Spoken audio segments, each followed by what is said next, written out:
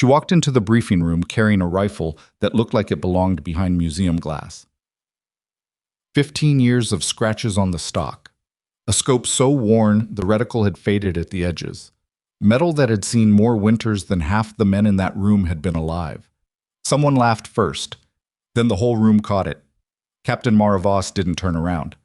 Outside, somewhere in the frozen mountain range beyond Raven Hollow's perimeter wire, 3 special operators were bleeding into the snow. Enemy fighters were already moving toward the crash site, and Command had exactly 1 sniper they could insert before the weather window closed. The sniper with the old rifle. If this story hits different, subscribe, hit the like button, and drop your city and country in the comments. I want to see how far this one travels. The base generator had been running rough since Tuesday, and the overhead fluorescence in the operations center flickered every 40 seconds with the reliability of a bad omen. Mara had counted the intervals twice while she waited for the duty sergeant to pull her assignment packet. 41 seconds, 40 seconds, 38. The pattern degrading. Nothing at Raven Hollow Forward Operating Base held its rhythm for long. Not the equipment, not the weather, not the men. She'd arrived on the morning resupply flight from Fort Wainwright, a 2-hour ride in a C-130 that smelled like hydraulic fluid and old nylon. The loadmaster hadn't spoken to her.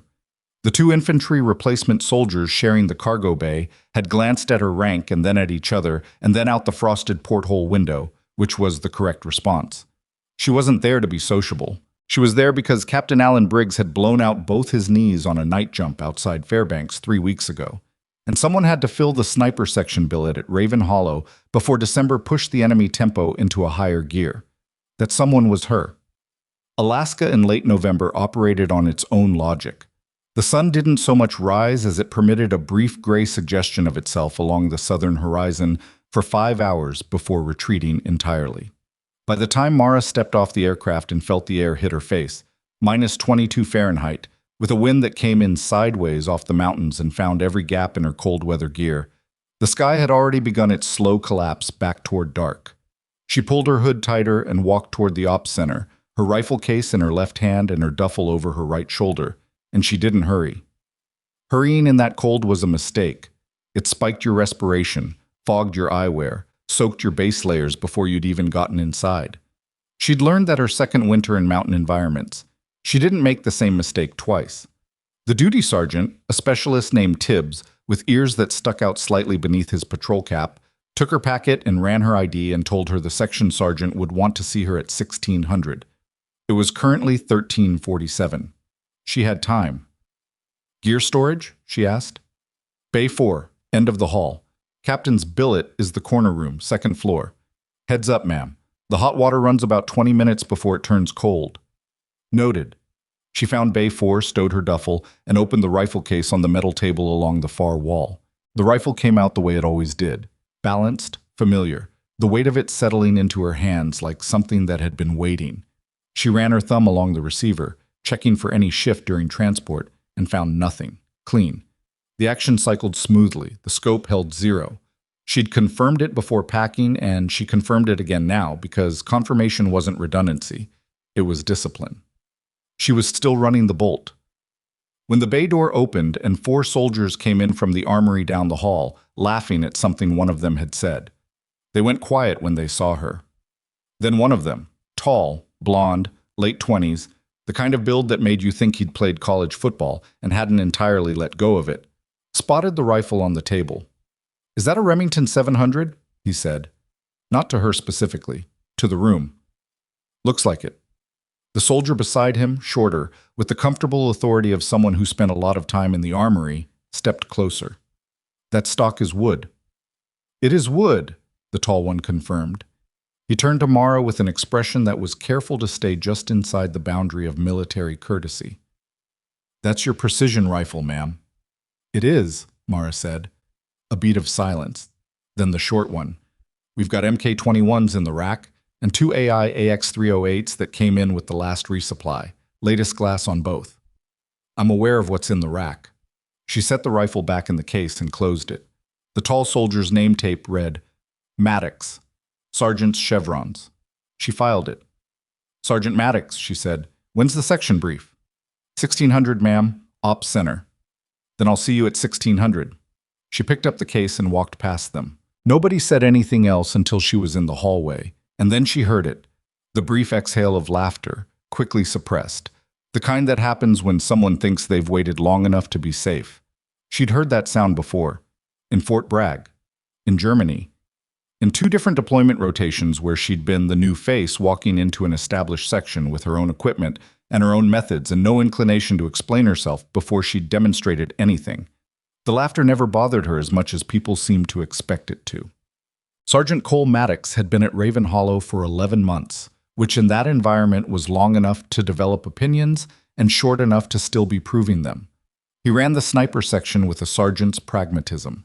He believed in what he could verify, trusted what had performed, and had a genuine and non-negotiable preference for technology that kept his people alive. The Mk-21 platform was accurate to 1,500 meters in good conditions. The AI AX-308 had the glass to match. Both rifles interfaced with the targeting systems the section used for fire coordination, and both had been zeroed and confirmed by shooters he knew and trusted. What he didn't trust was a rifle that looked like it had fought in conflicts he'd studied in history class. He mentioned this to Corporal Reyes while they were waiting for the 1600 brief to start. Not loudly, just as an observation. "She's the replacement for Briggs," Reyes said. "Has to be. Nobody else inbounds today. And she's bringing her own rifle." "She's bringing her grandfather's rifle." Reyes considered this. "Maybe it's sentimental." "Maybe," Maddox said. "Sentimental gets people killed." He didn't mean it cruelly. He genuinely believed it. Equipment was equipment. You ran what worked, you updated when something better came along, and you didn't let personal attachment override operational requirement. That was the logic of it. Clean logic, the kind that held up under pressure. The brief started at 1604, delayed by Major Ethan Cross finishing a call with Brigade. Cross commanded the FOB's small combat element with the focused energy of a man who had decided early in his career that competence was the only currency worth accumulating. I was 41, lean, with the gray at his temples that came not from age but from the specific kind of sustained stress that didn't leave you when you rotated home. Mara had read his file during the flight. 2 combat tours in Afghanistan, 1 in Iraq, expert infantryman, Ranger qualified. He ran a tight operation. He walked in, looked at the assembled section, 7 soldiers plus Mara at the end of the table, and put a terrain map on the board without preamble. "Situation," he said.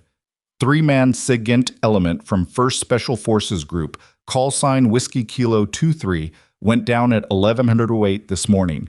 UH-60 mechanical failure, not hostile fire. Crash site is here. He indicated a point on the map.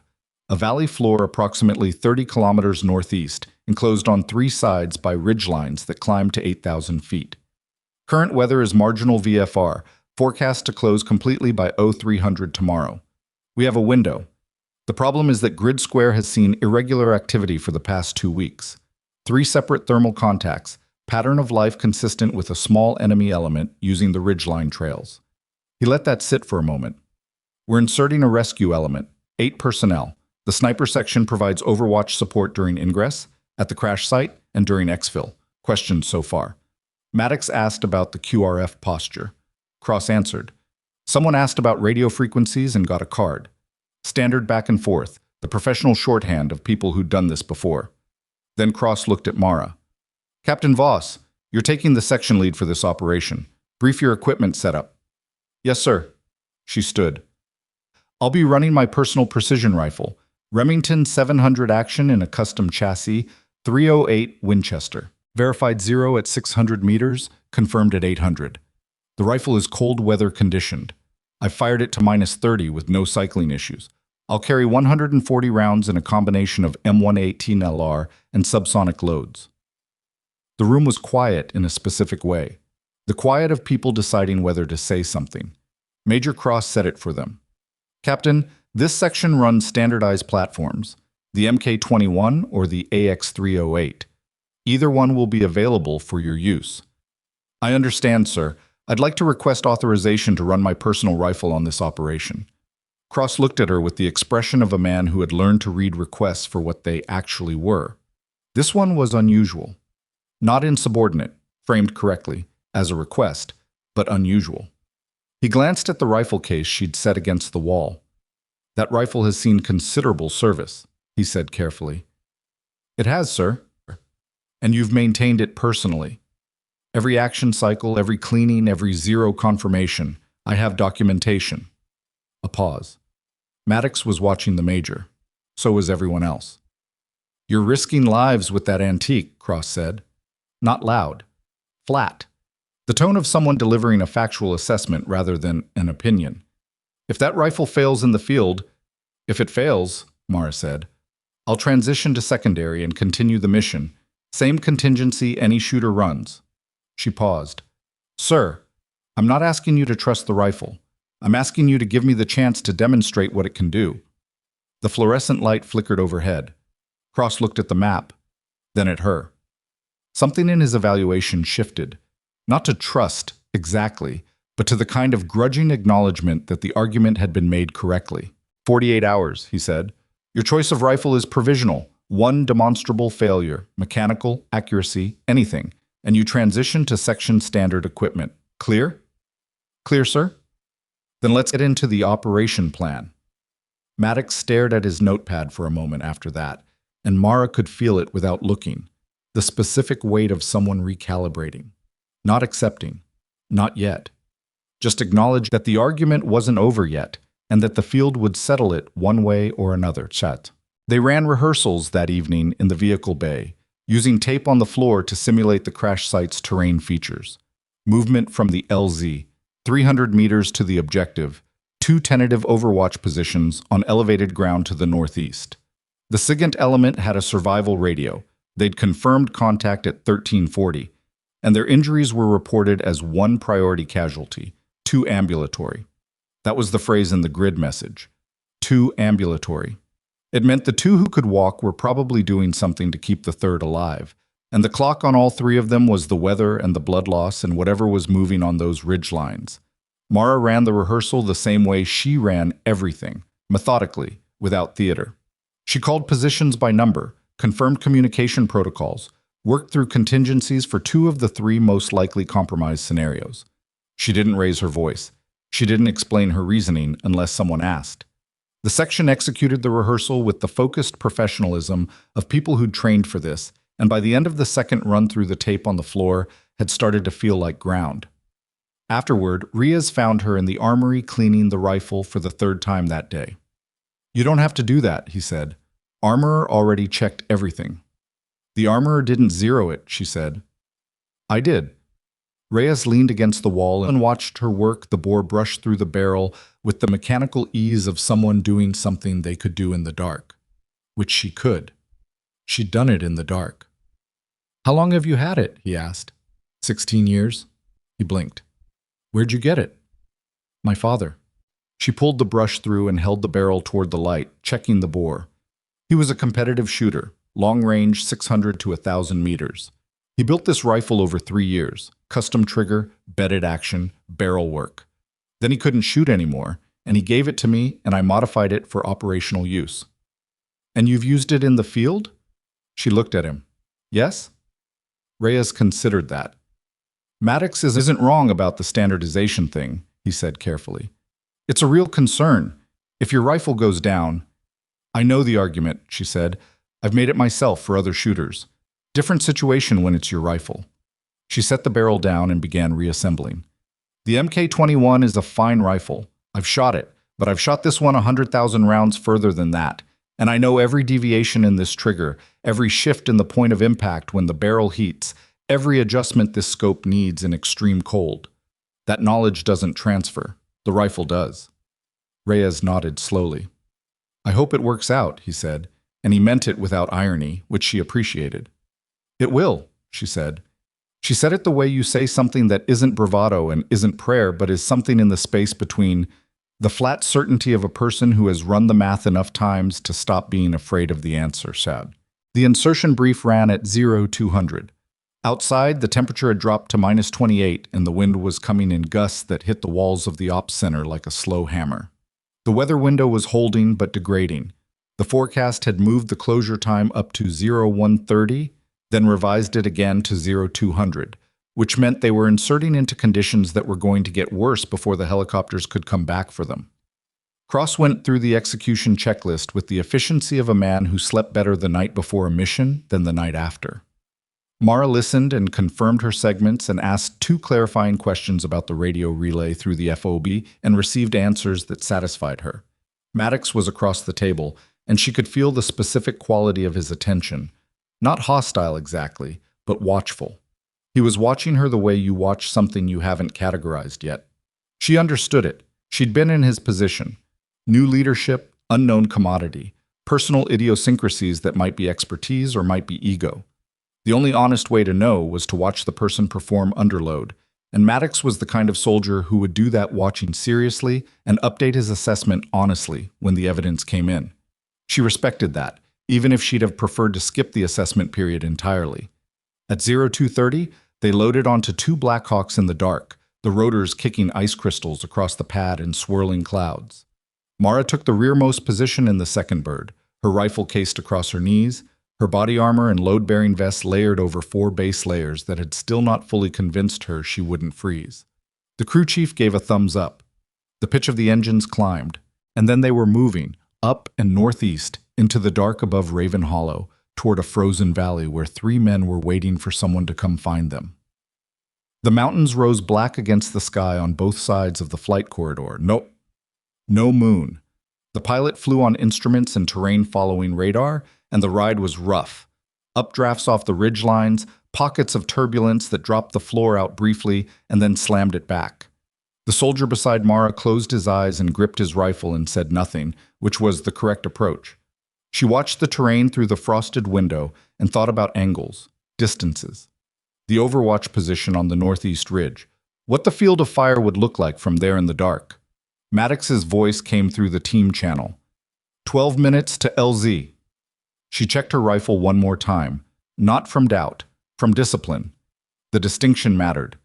The Blackhawk banked hard left into the valley approach, and below them, through the snow and the dark, the mountains closed in from 3 sides like a fist, and somewhere in that fist was the crash site, and the 3 men, and whatever was moving on the ridge lines above them.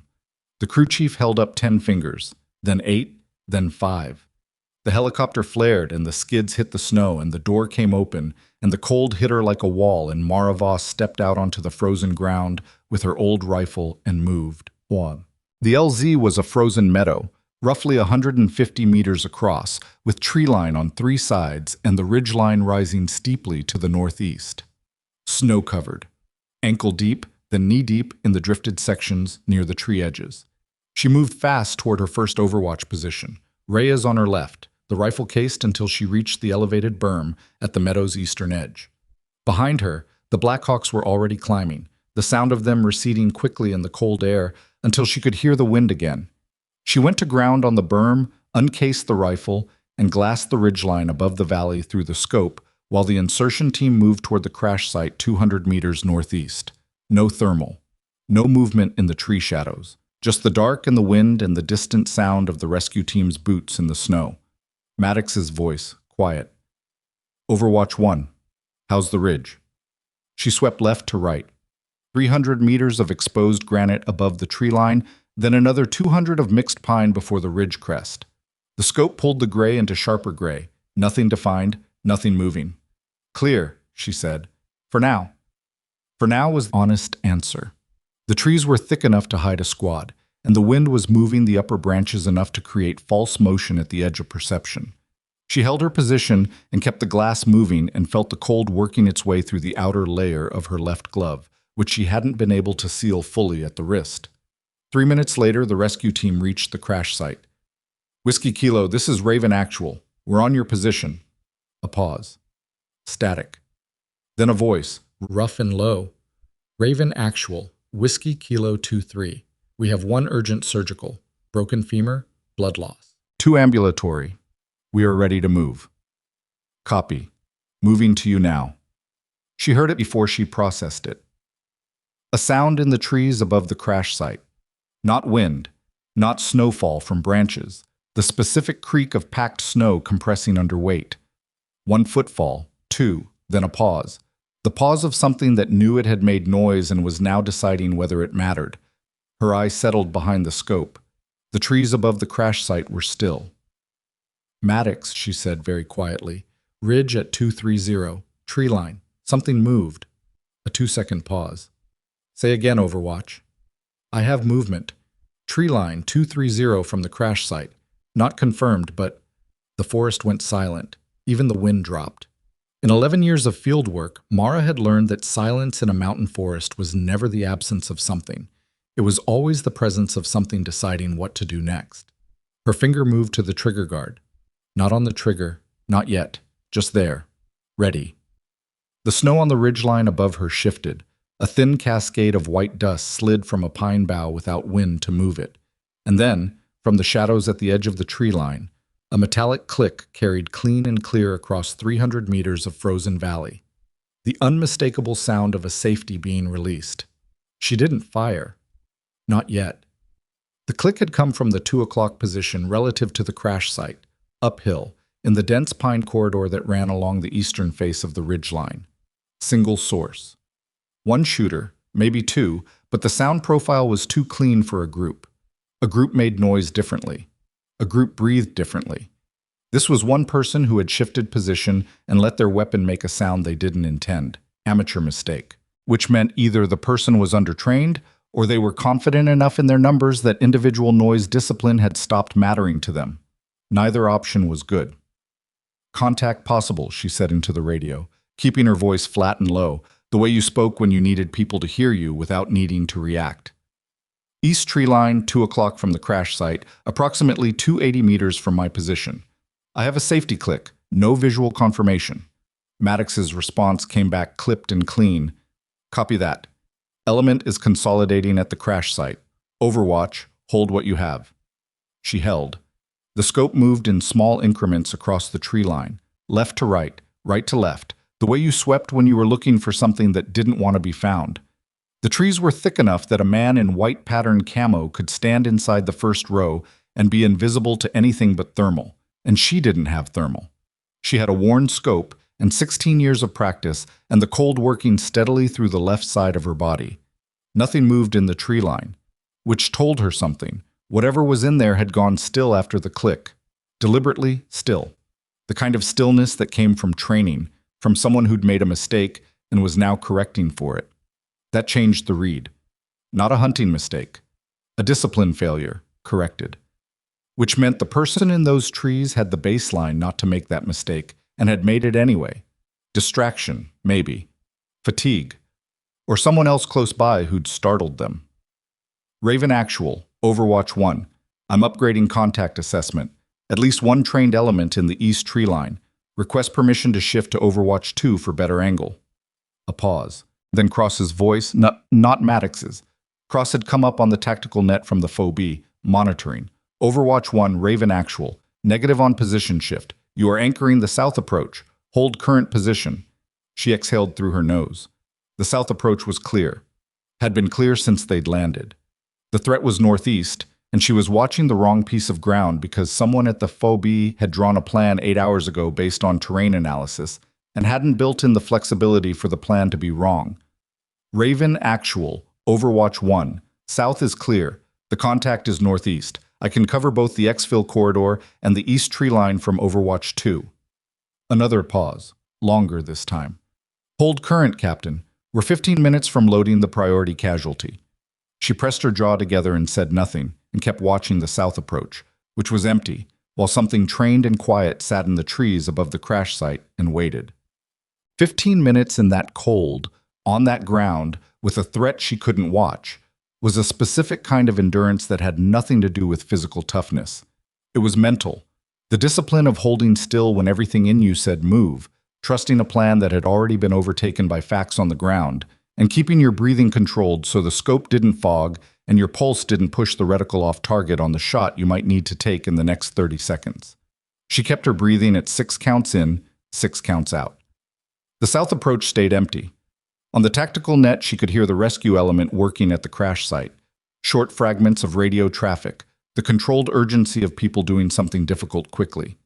The priority casualty, whose name she didn't know, was being moved. She could hear the weight of that in the voices.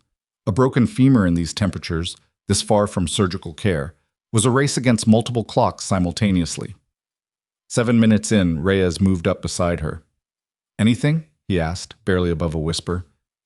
"East tree line is quiet, too quiet." "Could be just one shooter, scout." "Could be," she said, "or it could be one scout with a radio telling 12 people exactly where we are." Reyes said nothing to that. He settled behind his own rifle and started glassing the tree line from his position, and for a few minutes they lay there in the snow and the dark and said nothing, which was comfortable in the way that working next to someone competent was always comfortable. Not warm, but solid. Then Maddox came up on the net. "Overwatch, we're consolidating for movement. Exfil in 8. Package is mobile slow." "Copy," she said. "East tree line is still unconfirmed. Request you route the package through the western LZ approach, away from the ridge line." A pause. "That adds 4 minutes to the exfil route." "I know what it adds." Another pause. She could almost hear him deciding. "Hold for Raven actual." She held. Cross came back 30 seconds later. "Negative on route change. Weather window is closing. We take the direct route and move fast." Direct route meant passing within 180 meters of the east tree line, with a priority casualty on a litter who couldn't move independently. In the dark. She didn't argue. There was no argument left to make. The decision was made, the logic had its own internal consistency, and she'd been overruled by someone with the authority and the information to overrule her. She noted it and let it go and shifted her glass back to the east tree line and waited for the element to start moving. They came out of the crash site in a file, rescue element on the outside, the 2 ambulatory SIGINT operators in the middle, the priority casualty on a sked litter carried by 2 soldiers, moving at the pace the litter allowed. Slow, steady. Across the open snow toward the LZ, the east tree line was still. 150 meters to the LZ. The file moved. Mara tracked the tree line. Reyes tracked it too, from a slightly different angle, and she was grateful for the second pair of eyes, even if neither of them had enough to shoot at. 100 meters. Nothing. 70 meters. She exhaled. Maybe she'd been wrong. Maybe it had been an animal. A branch under snow stress. Something that sounded like metal, but wasn't. Her read could be wrong. She'd been wrong before, more than she'd admit in a mission brief. 50 meters. The tree line exploded. Not metaphorically. Literally. 3 muzzle flashes from inside the pine corridor, close together, the crack of the rounds, arriving almost simultaneous with the flash, which meant the range was short, and the shooters were disciplined enough to have let the element get close before opening up. Professional patience. And the rounds were going into the middle of the file, not at the edges, aimed at the litter, at the slowest point, at the thing that would stop the whole element if it went down. They'd been watching the whole time, counting, waiting for the worst possible moment. Mara fired. The first shot went to the leftmost muzzle flash, which had the most defined position against the dark background of the tree trunks. The rifle cracked against her shoulder, sharp, the way a well-tuned trigger released, not heavy, just immediate. And she was already cycling the bolt before the sound had fully left the valley. One flash stopped. The second and third continued firing, and the element was down in the snow, the litter going flat, soldiers finding cover in the compression ridges and snowdrifts that offered almost nothing but were all there was. Return fire started coming from the rescue team, M4 carbines, accurate but limited in range in the dark. And the muzzle flashes from the tree line shifted, suppression now instead of aimed fire, which meant the shooters had felt the sniper round and were reassessing. Good. She put her second shot into the rightmost flash. The third shooter stopped firing and went mobile. She could see the movement now, a figure breaking from the tree line and running along the ridge line toward a boulder field 50 meters north, running hard. She tracked him through the scope, led the movement, let the reticle settle. Overwatch 1. Element is moving, crossing your field of fire. She held. The runner reached the boulder field and went down behind granite, and she lost him. She let out the breath she'd been holding and scanned back to the tree line. The 2 positions she'd engaged were down or withdrawn. No more fire from that corridor. The element was moving again, fast now. The soldiers who'd been carrying the litter back on their feet and pushing hard toward the LZ, no longer trying to be quiet because there was nothing left to be quiet for. Move, move, move. Maddox's voice, not calm, the first time she'd heard the control slip from it. She fired once more into the tree line as suppression, not at a specific target, at the space where a shooter might reposition, and then was up and moving herself, Reyes falling in beside her, both of them angling toward the LZ on a path that kept the tree line at her 6 while covering the element's flank. The helicopters came in hot, already on final approach, the crew chief scanning from the door guns. Mara reached the LZ edge as the first bird touched down, and she went to a knee and kept her glass on the tree line while the element loaded. 20 seconds. 30. Overwatch 1, load up. She stood and ran for the bird. The debrief happened in stages. The first pass on the helicopter, shouting over the engine noise. The essential tactical information traded between the team leader and the crew chief who was relaying to Raven Hollow. Then a second pass on the ground, in the FOB's Small Tactical Operations Center, with Cross and the section sergeant and a battle captain from brigade who'd come on the line as soon as the helicopters were inbound. Mara sat at the end of the table and gave her account the way she always gave accounts. Chronologically, factually, with range estimates and shot data and the specific things she'd observed that had led to her decisions. She noted the safety click. She noted the refusal of the position shift. She noted the route and the timing and what had happened when the element reached 50 meters from the tree line. Cross listened to all of it without interrupting. The battle captain took notes. Maddox sat across the table from her with an expression she couldn't fully read. Not hostile, not exactly, but complicated. The kind of complicated that came from a person who'd been watching something and was still processing what they'd seen. When she finished, Cross was quiet for a moment. "The 2 contacts you engaged in the tree line," he said. "Confirmed?" "One confirmed by position. He went down and didn't move. The second, I assessed the shot but couldn't confirm. No movement from that position after engagement, but the trees were too thick for visual." "And the third?" "Went mobile. Lost him behind the boulder field. He's still out there." Cross nodded slowly. "You called the threat in the east tree line before the element moved?" "Yes, sir." "I denied the position shift." "Yes, sir." He looked at her for a moment. This was the part where the conversation could go several directions, and she'd been in enough of them to know that she shouldn't push it toward any of them. She waited. "The route change would have avoided the engagement corridor," he said. "Possibly. They might have repositioned. We'll never know." "No," he said. "We won't." He looked at his notes. "Your rifle performed." "It did." Another silence. The battle captain from brigade had stopped writing. 2 confirmed enemy dead, 1 priority casualty evacuated, element extracted intact. Cross set his pen down. "I want the full shot data from your rifle in the maintenance report. Range, conditions, point of impact verification at first light." "Yes, sir." He stood, which ended the debrief. People started moving. Maddox lingered. She was packing her notes when he stopped beside her. He had his arms crossed and his weight shifted to one foot, which was the posture of someone who wanted to say something and was figuring out how to start. "The click," he said finally. "In the tree line. I didn't hear it." "I know," she said. "How far out were you?" 280, give or take. Wind was down in that moment. The valley walls bounced sound. He was quiet. She finished packing her notes. "The shot data on the first contact," he said. "That was fast. I had the position from the flash. It was dark. I had the scope." He looked at the rifle case she'd set against the wall. She watched him look at it. The worn edges of the case, the scratches, the age of the thing. The same case he'd watched her carry in that afternoon. 14 hours ago. A different world. "I'm not going to pretend I wasn't wrong," he said, "about the rifle." "You weren't entirely wrong," she said. "Standardization matters. You were making the right call for the right reasons with the information you had. But you were right." She picked up the case. "I was right about this rifle. That's a narrower thing than being right." He thought about that. Then, "Where'd you learn to shoot?" It was a genuine question, not challenging, just honest curiosity from someone recalibrating his model of a person. "My father," she said, "and then the army, and then a long time of doing it." She walked toward the door. "Voss?" She stopped. "The route change," Maddox said. "If Cross had approved it, you think they would have repositioned?" She thought about the stillness in that tree line, the The controlled patience of whoever had been sitting in those trees for an unknown number of hours in minus 28-degree temperatures, waiting for the right moment, suppressing every instinct to move or make noise. The discipline that took.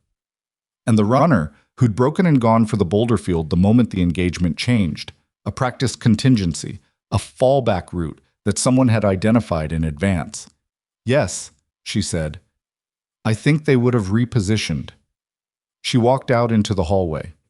The fluorescent light above her flickered once and held. She slept for 4 hours. Not because 4 hours was enough, but because the body made its demands, and she'd learned long ago to take what was offered, rather than wait for ideal conditions that would never arrive. She was back in the ops center at 0830, running the shot data from the previous night's engagement through the accuracy log she kept in a small green notebook. Range, environmental conditions, point of impact relative to point of aim, any deviation from predicted ballistics. It was the kind of documentation that most shooters considered excessive. She considered it operational maintenance. The rifle was a system. Systems required data. Cross found her there at 0900. He dropped a folder on the table beside her notebook. She looked at it without picking it up. New mission, he said, different in character from last night. She picked up the folder. Inside was a satellite imagery package. 2 photos, medium resolution, showing a ridgeline she recognized as the western approach to the same mountain range. Thermal overlay on the second image, dated 6 hours ago, showing 4 contact signatures positioned along a trail that ran below the crest. The signatures were organized, not random, evenly spaced in a way that suggested deliberate placement, a blocking position, or an observation line. That's the exfil route for the SIGINT Elements recovery flight, she said. It is. They're covering the route. That's the assessment. She studied the thermal image. 4 contacts, possibly more in the dead ground below the ridge. The route had to be cleared before the recovery aircraft could bring the SIGINT team home. The team was currently staged at a forward holding point, the priority casualty stabilized but not out of danger. He needed surgery, and surgery was at Wainwright, and Wainwright was on the other side of that ridgeline. What's the operation, she asked. Reconnaissance in force. Small element, identify and suppress the blocking position, confirm the route is clear for the recovery aircraft. He pulled out a chair and sat. The section will provide precision fire support. You'll be at the main effort. When? This afternoon. Weather window opens at 1400, closes at 1900. She looked at the thermal image for another moment. 4 contacts in organized positions, professional placement, the same organization as the shooters in the tree line the night before. The same patience that had let the element get to 50 meters before opening up. They're expecting us to use this route, she said. Yes. They're set in. Yes. Then we're not going to suppress them. We're going to have to displace them, or we're going to have to take them out completely, because a partially suppressed blocking position on a recovery flight corridor is not a suppressed blocking position. Cross looked at her. That's the operational assessment, yes. How many shooters does the section have that I can confirm 0 on at range in this temperature? The question landed the way she'd intended, not as a challenge, but as a practical constraint that needed answering before the plan went any further. A 600-meter shot in minus 20-degree temperatures with a 15-knot crosswind required a rifle and a shooter who had trained for exactly that. Not approximated for it. Trained for it. She knew what her rifle did in those conditions because she had data going back 4 years. She didn't know what the section's rifles did because she hadn't pulled their accuracy logs. Cross said, "That's what I need to understand before 1400. She nodded and looked back at the thermal image. 4 contacts. Organized. Patient. She thought about the runner again. The man who'd broken for the boulder field in the dark, who'd had a fallback route already identified, who'd made a clean decision under pressure to withdraw rather than hold a compromised position. That was someone who'd been through this before, someone who understood the principles of a retrograde under fire. "Sir," she said, "the runner from last night, the 3rd contact who went mobile." Cross waited. He knew the boulder field was there. In the dark, in that terrain, he ran directly to it. That's not luck. That's a pre-planned fallback. Agreed. Which means last night's team had done a reconnaissance of that ground. They had planned positions, fallback routes, and they were coordinated enough to execute a suppression and withdraw when the engagement changed. She tapped the thermal image. These 4 contacts on the ridgeline are the same organization, maybe literally the same people. They're going to have the same pattern, pre-planned positions, pre-planned fallbacks, and someone coordinating the whole thing. What's your point? My point is that if we fix on the 4 thermal contacts and suppress them, the fallback element we don't know about is going to cover the route from a different position while those 4 withdraw. We'll have cleared the contact and not cleared the route. Cross was quiet for a long moment. Outside, somewhere in the base, someone dropped something metal on a concrete floor, and the sound carried through the building walls. "Then what do you recommend?" he asked. It was a direct question, not rhetorical, not a test. He was asking because the question had a real answer, and he wanted to know what she thought it was.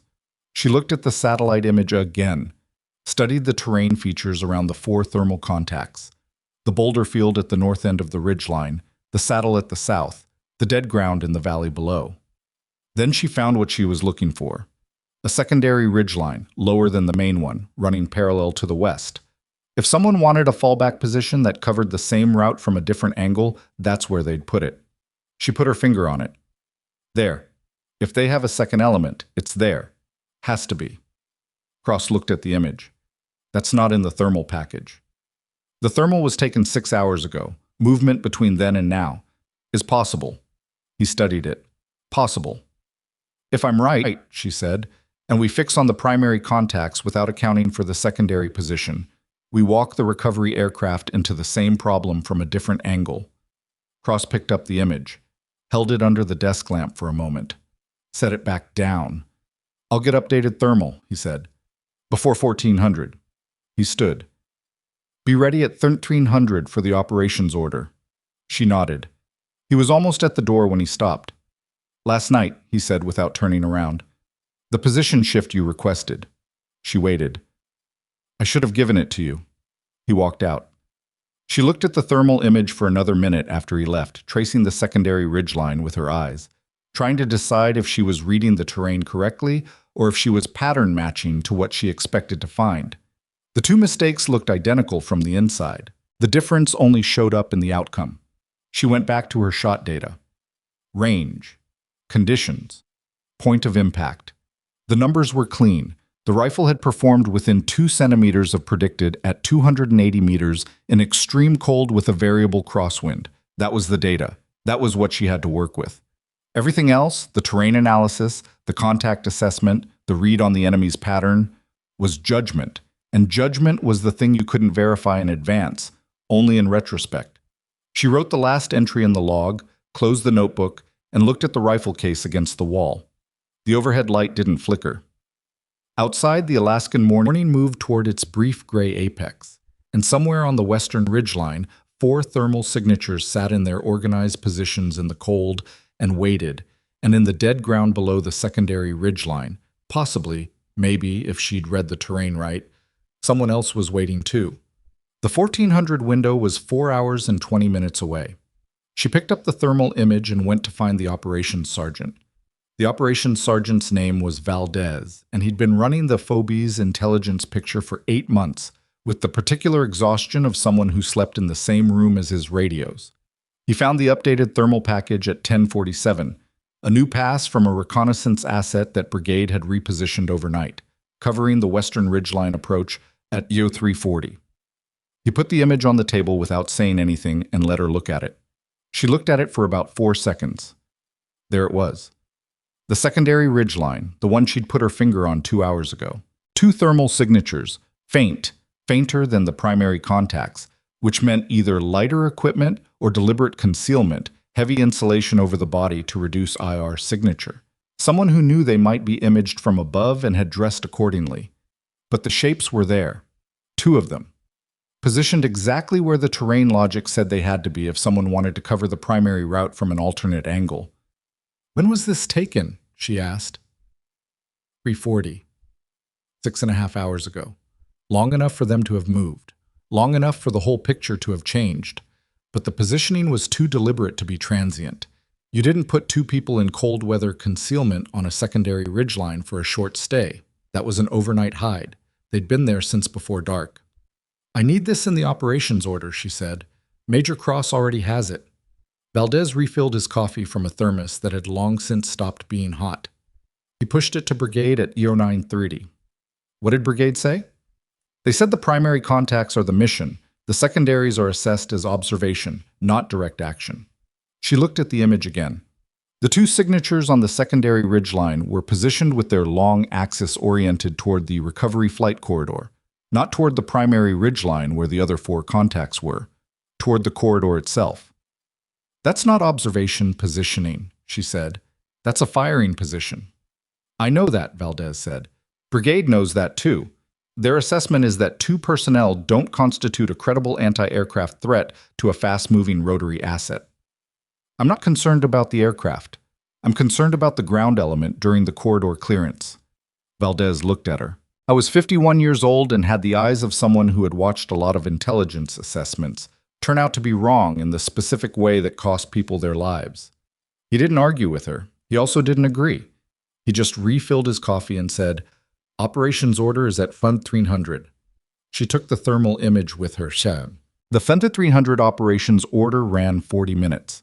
Cross had tightened the plan overnight in the way that good commanders did, not by redesigning it, but by stress testing each assumption and either confirming it or building a contingency around it. The primary element would be 6 soldiers, moving from a vehicle drop-off point 2 kilometers west of the ridgeline and climbing to a position that would give them direct observation on the 4 primary contacts. Mara and Reyes would move separately to a precision fires position on the military crest of a low hill 800 meters south of the primary contacts, within range, with a clear field of fire across the ridgeline trail. The secondary contacts were addressed briefly. Cross acknowledged them, referenced the brigade assessment, and assigned Maddox's team to monitor that corridor during the operation. Not to engage, to monitor and report. Maddox said nothing, but he looked at Mara across the table when Cross said it, and she read the look correctly. He didn't like the assessment either, and he was glad the monitoring tasking gave him eyes on it, and he was aware that eyes on something and being able to do something about it were not the same thing. She laid the thermal image on the table. Sir, request permission to speak to the secondary contact assessment. Cross nodded. She walked through it. The positioning. The IR suppression that suggested deliberate concealment from aerial observation. The firing orientation toward the corridor rather than toward the primary ridgeline. She kept it factual and tight. 3 minutes, no editorializing. Just the data and the logical inference from the data. When she finished, the room was quiet. Brigade's assessment stands, Cross said. We don't have the assets to address both positions simultaneously, and the primary contacts are the mission. Your fires position covers the primary ridgeline. That's where you'll be. She picked up the thermal image. Understood, sir. She sat back down. Reyes beside her exhaled quietly through his nose. She didn't look at him. The order continued. Timeline, communications plan, fire support coordination, medical evacuation procedures. All of it clean and professional and built on an intelligence picture that was 6.5 hours old and had 2 contacts in it that Brigade had categorized incorrectly. At the conclusion, Cross asked for questions. She had none. She'd asked the one that mattered and received the answer she'd expected, and now the mission was the mission, and the job was to execute it as well as it could be executed within the parameters she'd been given. That was how it worked. You made your assessment, you made your case, you got overruled, and then you did the job. The alternative, continuing to push, finding ways around the decision, acting unilaterally on your own read, was the thing that got people killed in a different way, and she'd seen that too. She put the thermal image in her notebook. They moved at 13:45, 45 minutes before the weather window opened, to give the element time to reach their positions before conditions deteriorated further. The vehicle drop was uneventful. 2 Humvees, muffled engines, lights off, moving along a logging trail that had been cut into the western slope of the mountain range sometime in the previous decade and had since been reclaimed by enough snow and vegetation that it barely qualified as a trail. The driver, a specialist named Okafor, navigated it with the careful focus of someone who understood that getting the vehicle stuck 2 kilometers from the objective was a category of failure with its own specific consequences. Mara and Reyes dismounted at the low hill position and started climbing. 800 meters of elevation change over rough terrain in heavy cold weather gear with a rifle, ammunition, and the equipment to stay effective for 4 hours in temperatures that had dropped to -31 since the morning reading. It took 40 minutes. By the time they reached the military crest, the point just below the true crest where you could see without being skylighted against it, both of them were breathing hard and sweating through their base layers, which was the second worst thing that could happen to you in that cold. The worst thing was stopping to rest and letting the sweat freeze. She didn't stop. She went straight to the prone position behind a granite outcropping that gave her a natural rest and a clear line of sight across 800 meters of open ridgeline to the primary contact positions. She looked through the scope. They were there. 4 figures in white pattern winter camouflage, positioned along the trail in a staggered formation that used the natural boulders as cover. 3 of them were stationary. 1 was moving, slow, deliberate patrol movement between 2 of the boulder positions, maintaining security. They were well disciplined, spaced correctly. The kind of spacing that said someone with tactical knowledge had set them in. "I have all 4 primaries," she said into the radio. "Visual confirmation. They're in the positions matching the thermal." Cross's voice. "Copy. Primary element is 20 minutes from observation position. Hold until they're set." Holding. She watched them through the scope and let her breathing settle, and felt the cold working into the ground beneath her, and thought about the secondary ridgeline, which was behind her left shoulder at roughly a 270-degree bearing from her current position. She couldn't see it. She couldn't cover it. Maddox's team was somewhere in that direction, monitoring. She pushed it out and focused on the 4 figures in her glass. The one who was moving, the patrol figure, had a different weapon than the others. The others had rifles. He had something longer, heavier, slung across his back when he wasn't moving and unshouldered when he stopped. She held the scope on him for 30 seconds, studying the profile. Crew-served weapon. A PKM or something similar. A belt-fed machine gun that, at 800 meters range with a flanking position, could suppress a corridor effectively enough to hold an element in place while the other 3 maneuvered. That was not an observation element. That was a blocking position with an organic heavy weapon. Raven Actual, Overwatch 2. I'm looking at a PKM variant in the primary contact position. The mobile figure is carrying a crew-served weapon. This is not a static observation element. They're configured to suppress. A pause. "Can you confirm the weapon type?" Cross asked. "Not at this range, not definitively. Profile is consistent with PKM or equivalent. The weight carry and the way he's handling it, it's belt-fed."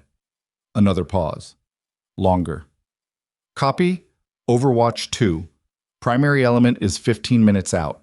Pass that to the element lead." She passed it to the element lead, a staff sergeant named Obi, who received the information with the calm of someone who had been in enough situations to understand that the situation changing wasn't news, it was just Tuesday. "Good copy," Obi said. "Adjusting." She went back to watching. At 1:38, the primary element reached their observation position and reported in.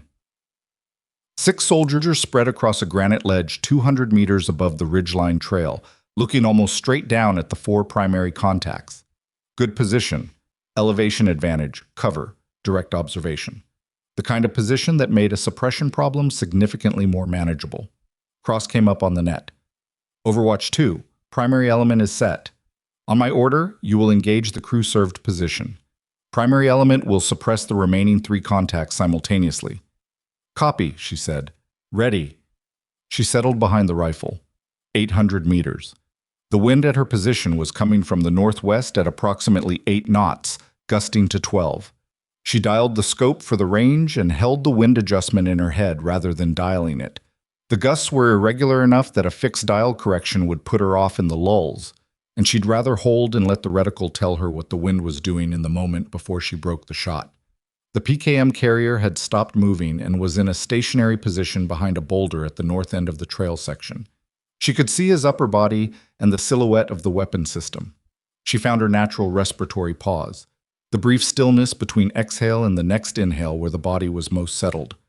"Overwatch 2, stand by." Cross's voice. 3, 2. The secondary ridgeline lit up. Not gunfire, an explosion. The sharp, flat crack of a command-detonated device, close enough that she felt it through the ground under her body, a pressure wave that moved through the granite and up through her chest.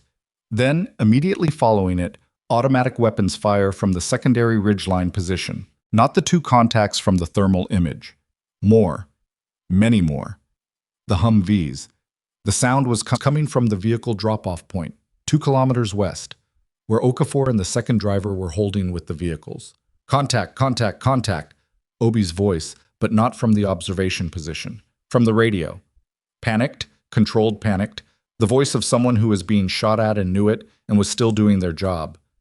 IED at the vehicle position, enemy fire from the secondary ridge. We need... Then the 4 primary contacts on the ridgeline trail opened up on the primary element's position above them. Everything happened in the next 4 seconds that redefined the shape of the entire situation. The primary element was taking fire from below. The vehicles were being hit 2 kilometers west. The secondary ridgeline, the one brigade had called an observation element, the one she'd put her finger on that morning, had just demonstrated that it was neither secondary nor observation. It was the main effort. The 4 contacts on the ridgeline trail were the distraction. The secondary position was the ambush. Cross's voice. All elements, change of mission. Obi, break contact and move to the vehicle position. Overwatch 2. He stopped. She understood why. He was recalculating everything in real time and the options were narrowing fast. And the one thing he needed was information that he didn't have yet.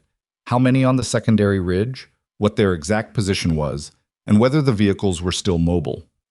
Okafor report, she said on the vehicle net. Static.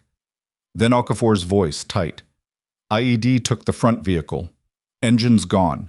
Second vehicle is mobile. We've got 1 walking wounded. Sergeant Tibbs, shrapnel, left arm, taking fire from the ridge. We cannot move north. Can you move south? South is the drop-off trail. There's no... A burst of static, then automatic fire audible through the radio. Maybe, if somebody suppresses that ridge. The secondary ridge. 270 degrees from her current position. She turned her head and looked at it over her left shoulder. She could see the muzzle flashes from here, so 3, 4 of them, maybe 5, spaced along a crest line that was approximately 600 meters from the vehicle position, and, she calculated quickly, approximately 550 meters from where she was lying right now.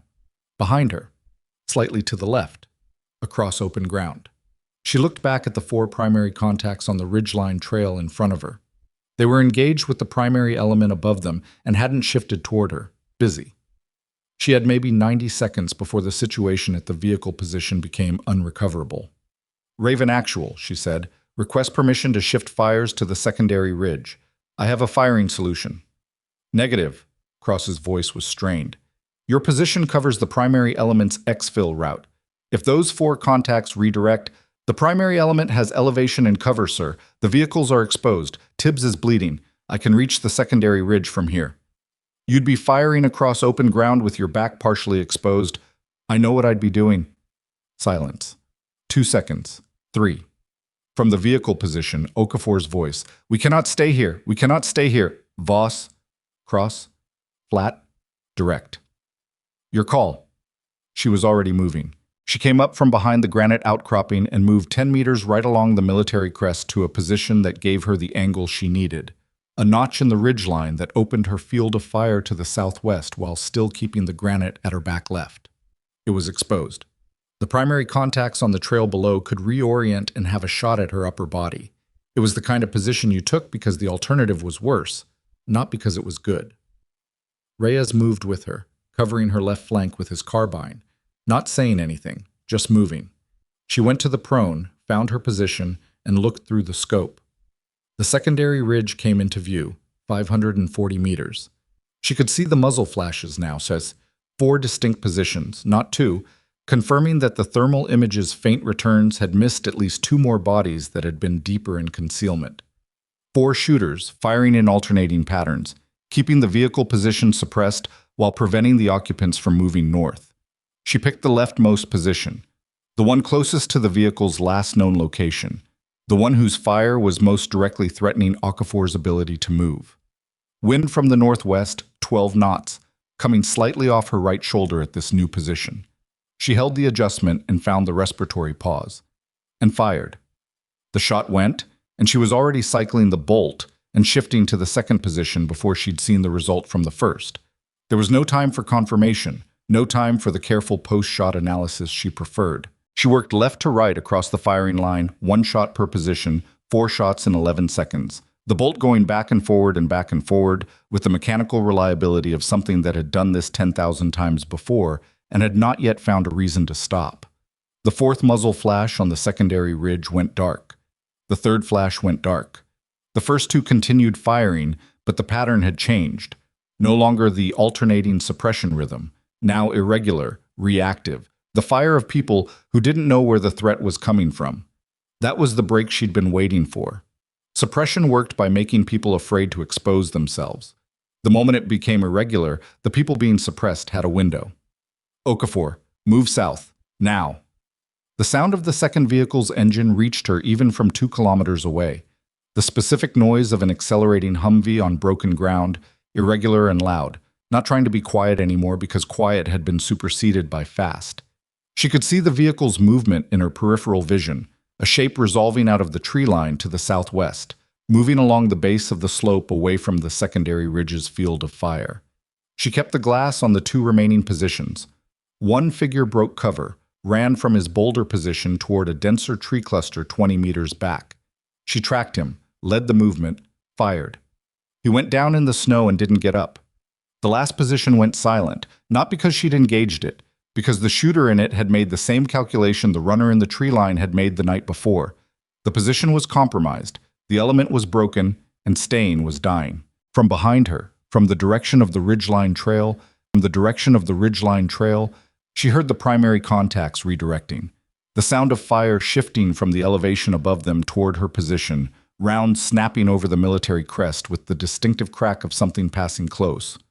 Overwatch 2 is taking fire, Reyes said. He wasn't panicking, he was just reporting. I know.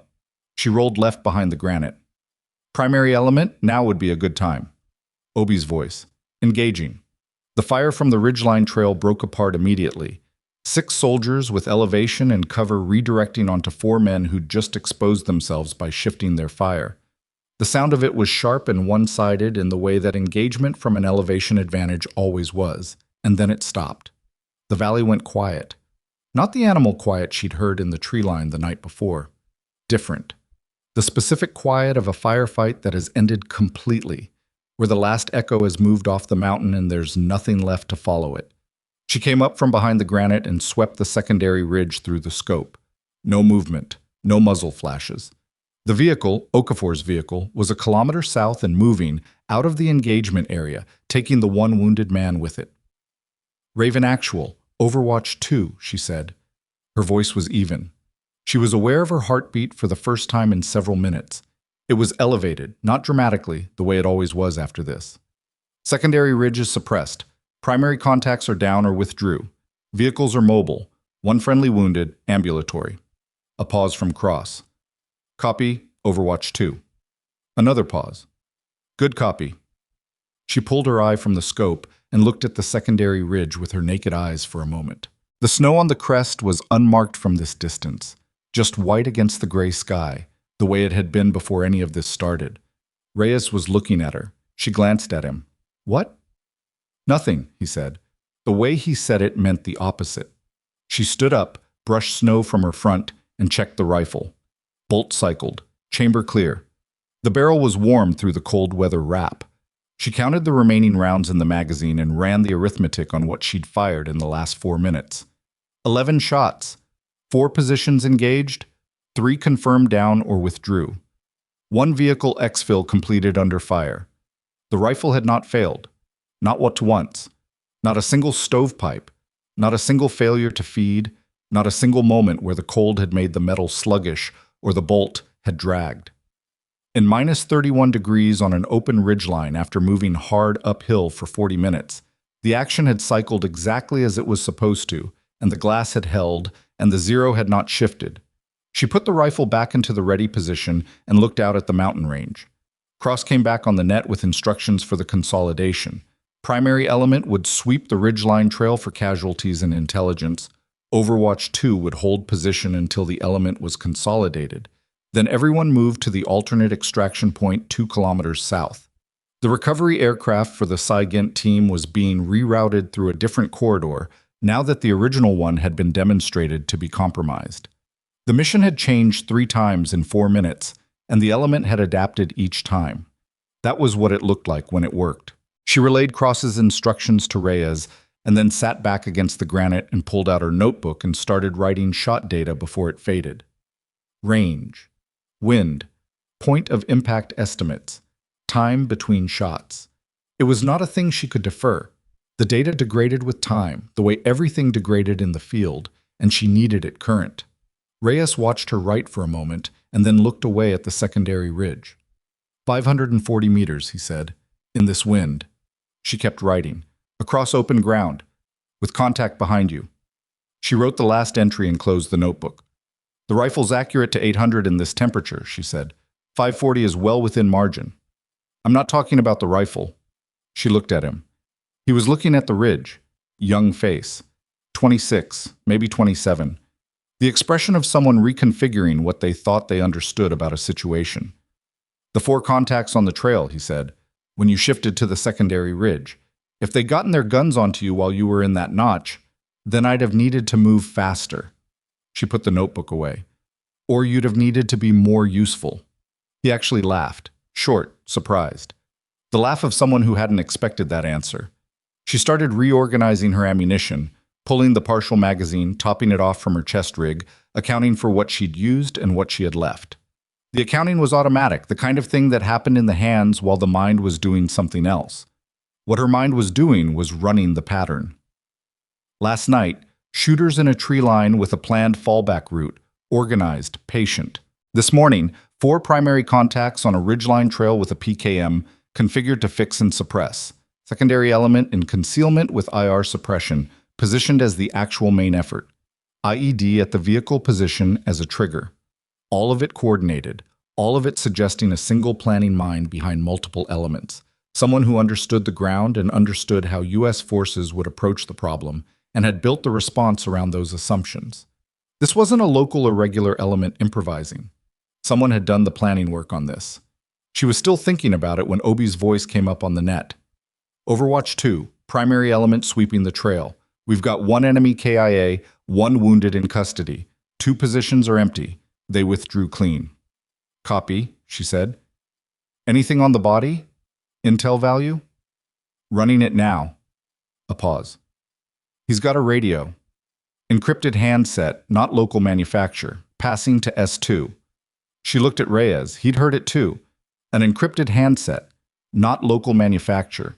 The picture was getting more complicated in the specific way that pictures got more complicated when the thing you were dealing with was bigger than the problem you'd been sent to solve. She stood up and slung the rifle and looked at the secondary ridge one more time. 4 positions. 2 who'd withdrawn clean. A runner from last night who'd had pre-planned fallback routes. An organization that used encrypted communications and IR suppression techniques. Someone was running this, and that someone was still out there. Reyes, she said. Let's go. They started down the military crest toward the consolidation point, and the cold moved back in around them as the sweat from the engagement began to cool. And above the valley, the gray sky pressed down toward the mountains like a hand pushing something flat, and the weather window was 40 minutes from closing. She walked and thought about the encrypted handset and the runner and the pre-planned fallback routes, and the shape of it stayed with her all the way down the hill.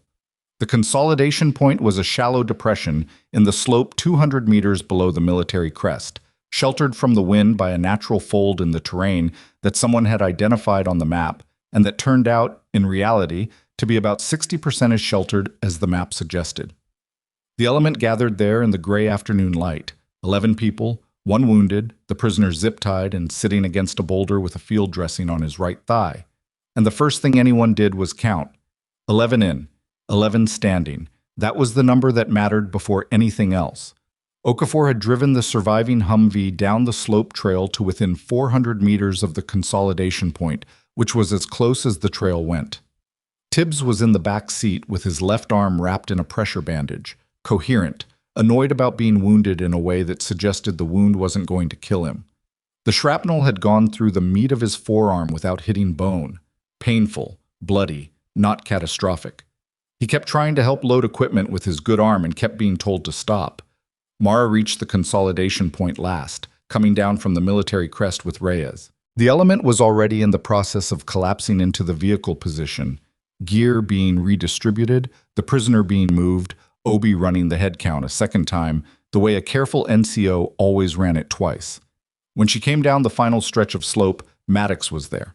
He looked at her for a moment, not the complicated look from the debrief the night before, something different, simpler. "Secondary ridge," he said. "Yes. I had eyes on it. I couldn't get a shot. Wrong angle. Trees were blocking." He paused. "I heard the radio traffic. You shifted from 800 meters to engage a target at your 5 o'clock while primary contacts were redirecting onto your position." She didn't say anything. 540 meters, he said, in that wind.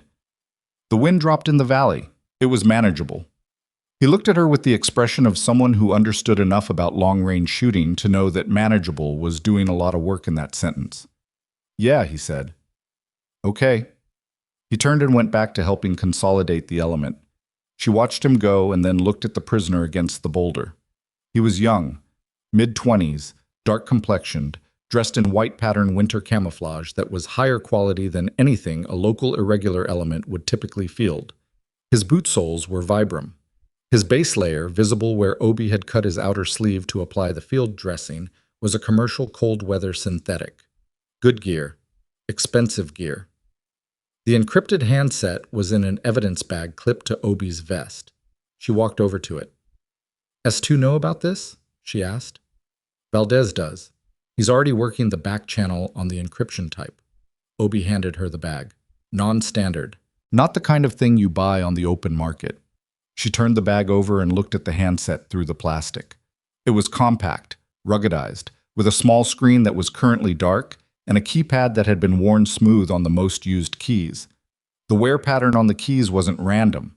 Someone had used this handset regularly, on a specific set of functions, long enough to polish the finish off particular buttons. "The wear pattern on keys 2, 5, and the send button," she said. Obi looked. "Yeah?" "Speed dials. He was making routine calls, not one-off communications. This is operational equipment, not tactical gear someone picked up." Obi took the bag back and looked at it again with that information. "Who does that point to?" he asked. "I don't know yet," she said, "but Valdez will." The extraction was a 40-minute Humvee drive on logging trails that got progressively worse as the afternoon light faded and the temperature dropped another 4 degrees. Tibbs rode in the back with his arm elevated and complained about the road quality at intervals, which everyone agreed was a good sign. The prisoner rode in the second vehicle, sandwiched between Maddox and a soldier named Greco, who had approximately 0 patience for prisoners and communicated this entirely through posture. Mara rode in the front of the lead vehicle with Okafor and spent the drive looking at the terrain and thinking. The pattern was too consistent to be coincidental. Night 1. A team with planned fallback routes and tactical patience, using an ambush position they'd clearly reconnoitered in advance. Day 2. A coordinated multi-element operation with IED support, IR suppression techniques, and encrypted communications. Both operations targeting the same general area, the mountain range northeast of Raven Hollow. Both demonstrating a level of planning and resource access that significantly exceeded what a locally organized irregular element should possess. Someone with external support was running operations in this mountain range. Someone who had access to commercial cold weather equipment, encrypted communications, and enough personnel to mount coordinated 2-element operations.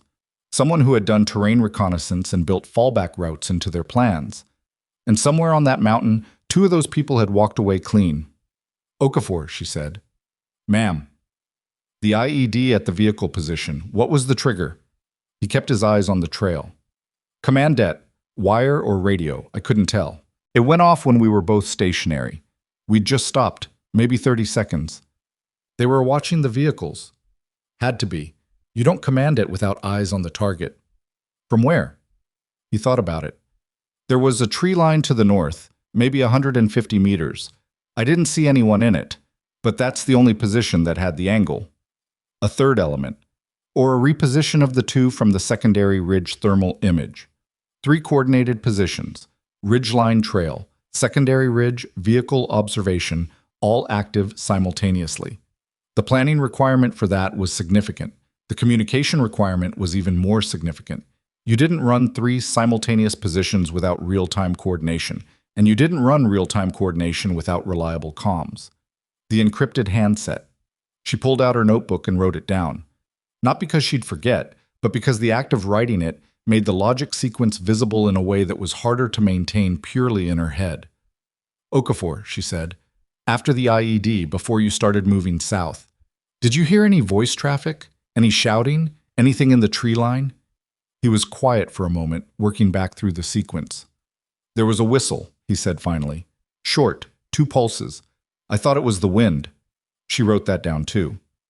Whistle signals. Non-electronic coordination between the vehicle observer and the secondary ridge element. Belt and suspenders. If the radio failed, the whistle told the secondary ridge to open up. Redundant signaling. Professional planning. 2 pulses. She stared at what she'd written. She'd heard something like that before. Not in Alaska. Before Alaska. She put the notebook away and didn't pursue the specific memory because the timing was wrong. She needed to be present, not excavating the past. But she filed the shape of it for later. The FOB looked different when they came back through the gate. Not physically different. The same prefab buildings, the same generator noise, the same perimeter lighting that had never quite been bright enough. But the people on gate duty looked at the vehicles differently, and the soldier who logged them in at the checkpoint held Mara's gaze for a half-second longer than the procedural requirement, and she understood that the radio traffic from the field had already traveled through the base in the way that radio traffic always did. Not the official channels, but the informal network of people who listened and talked and assembled a picture. They knew something had happened. They didn't know exactly what, which meant the picture they'd assembled was probably a mix of fact and interpretation that leaned more dramatic than the reality. That was always how it went. The reality of a firefight was specific and exhausting and didn't lend itself to narrative. The version that circulated through a base was cleaner, with better timing. She didn't correct it. It wasn't her job to manage the narrative. Her job was the debrief, and the debrief was starting in 20 minutes. She had time to pull her boots off and get her feet back into dry socks, and drink approximately half a cup of coffee that was so bad it suggested the grounds had been used before. She was lacing the second boot when Maddox knocked on the open frame of the billet door. "Debrief in 15, he said. "I know." He stayed in the doorway. She looked up. "The shot data," he said. "From today. Can I see it?" She picked up the notebook from the bed beside her and held it out. He came in and took it and stood there reading it with the focused attention of someone who knew how to read shot data and was finding it interesting. 2 centimeters of variance at 540 in that wind, he said. The wind dropped. I said that. You said it was manageable. This is better than manageable. He turned a page. Your zero hasn't shifted in 2 days of extreme cold operation. I maintain it. I know. I looked at your maintenance log. He handed the notebook back. Voss, where did you shoot before this? The question was direct, not aggressive, the way Maddox asked questions when he actually wanted the answer rather than using the question as a lead-in to something else. Various places, she said. That's not an answer. No, she agreed. He waited. She finished lacing the boot. 3 years at the Army Marksmanship Unit, then the Asymmetric Warfare Group, then 2 years as a training officer at SOTIC. She stood up and picked up the notebook. Then here. He was quiet for a moment. The Army Marksmanship Unit was the Army's competitive shooting program. The people who represented the Army in international competitions, who shot for record at distances that most military training programs didn't touch. The Asymmetric Warfare Group was something different, smaller, the kind of unit whose full mandate didn't appear in publicly available documents. And SOTIC, the Special Operations Target Interdiction Course, was the advanced sniper school that trained the trainers. You were at AMU, he said. 3 years. Competitive or training? Both. She moved toward the door. Debrief. He stepped aside to let her pass, but said one more thing as she went by. The section, before the brief. They know what happened on that ridge today. Most of them, anyway. A pause. I want you to know they know. She stopped in the hallway. Maddox, she said without turning around. I don't need them to know. I know you don't, he said. I'm telling you anyway. The debrief ran 90 minutes, and it was not comfortable. Cross ran it, with the brigade battle captain on the line, and Valdez in the corner with his intelligence files and a cup of coffee he never drank. The first 30 minutes were the operational sequence: timeline, positions, contact reports, decisions made at each branch point. Cross was thorough and methodical, and his questions had the precision of someone who had already identified the points where the plan had failed and wanted to understand exactly why. The failure points were not subtle. The secondary ridge assessment, Cross said. Brigade evaluated those contacts as observation, not direct action. This assessment was wrong. He said it flatly, the way you stated a fact about ballistics. No editorializing. Captain Voss identified the positioning as a potential firing position at Yo 900 this morning, 7 hours before the operation. She was correct. He paused. That assessment was not incorporated into the plan.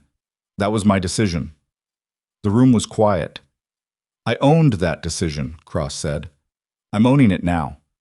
What I want to understand is why the brigade assessment was wrong, and whether it was wrong from the available intelligence or wrong from the interpretation of that intelligence. Valdez pulled his folder. The thermal image was taken at 0340. The two contact signatures on the secondary ridge were faint. My read was consistent with brigades, which was personnel in an observation role using minimal equipment. Captain Voss's read was that the IR suppression was deliberate, personnel with heavy insulation to reduce their thermal signature. Which was correct, Cross said. Which was correct, Valdez confirmed. In retrospect. Not only in retrospect, Cross said. He looked at her across the table.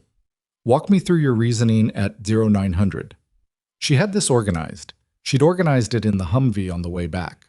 The positioning, she said. The two signatures were oriented with their long axis toward the recovery flight corridor. An observation element watching the primary ridgeline would be oriented toward the primary ridgeline. These weren't. They were looking at the corridor itself, which is a firing orientation. The IR suppression confirmed they were expecting to be imaged from above and had prepared for it. That level of preparation is inconsistent with an observation role. It takes time and specific knowledge. It's consistent with a prepared ambush position. The battle captain on the line said, That's a significant inferential leap from a thermal image. Yes, she said. Brigade's analysts looked at the same image. I know. And reached a different conclusion. I know that too. A pause on the line. What made you more confident in your interpretation than theirs? The battle captain asked. It was a genuine question. She considered it genuinely. I've seen this pattern before, she said. Not this specific situation. The general pattern, a primary contact position that's configured to fix and suppress, with a secondary position that's the actual main effort. It's a standard technique. The analysis question is whether you're looking at an organization sophisticated enough to use it deliberately or whether the positioning is coincidental. She paused. The IR suppression made it non-coincidental. Where have you seen this pattern? Cross asked. Training exercises, mostly, and once in the field. She didn't expand on that. He didn't push it. The encrypted handset, Cross said, moving on. Valdez. Non-commercial encryption, military-grade standard, not US or NATO format. Preliminary assessment from NSA liaison is former Soviet bloc derived, but it's been modified. It's not stock. Someone's been working on it. Which means someone with signals intelligence capability, Mara said. Or with access to someone who has that capability, Valdez said. Cross looked at the table. The specific look of someone processing information that was making the problem they'd been assigned to solve look like the edge of a much larger problem. The two runners from last night, he said, the clean withdrawal from this afternoon, the pre-planned fallbacks. Yes, she said. This isn't a local element. No, sir. This is an organized operation with external support. That's my assessment. The battle captain on the line, we're going to need more than an assessment. What you need, she said, is the captured personnel's communications. If the encryption on that handset can be broken, or if the speed dial contacts can be identified without breaking the encryption, you'll have the external node. That's where the support is coming from. Silence on the line.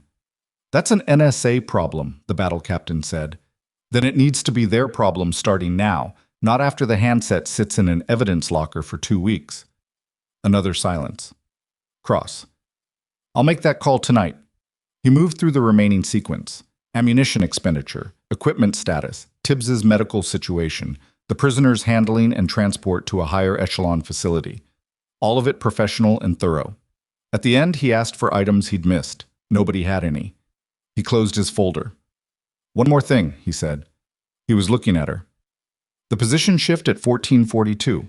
You were firing from an exposed notch in the military crest with 4 primary contacts in a position to engage you. Yes, sir. I told you your call. Yes, sir. If those 4 contacts had gotten their guns on you while you were in that notch, I was aware of the risk, sir. That's not what I'm asking. He paused. I'm asking if the decision was sound. She thought about how to answer that. The honest answer was complicated. The vehicle position was going to be unrecoverable in 90 seconds, she said. Tibbs was wounded. Okafor couldn't move north. The secondary ridge was the blocking factor. I had a firing solution and the primary element had the 4 trail contacts occupied. She paused. The decision was sound if the primary element maintained contact with the trail position. If they hadn't, the decision was unsound. I was depending on Obi to hold what he had. And he did. He did. Cross nodded slowly. The decision was sound, he said. I'm noting it in the record. She wasn't sure what that meant in practical terms. She didn't ask. The prisoner's name, when they got it, was Dmitry Lev. It came back through the biometric processing at 2100, and Valdez brought the result to the ops center where Mara was still working through the shot data with the detail it required. He set the printout on the table beside her notebook. She looked at it. Lev Dmitry, 31 years old, born in Vladivostok.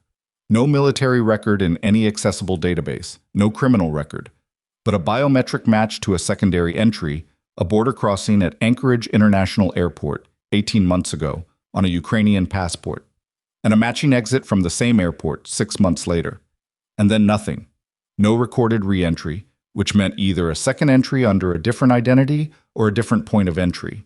Or he'd been here for 12 months without any recorded presence. She looked at the border crossing dates and the exit date and the gap.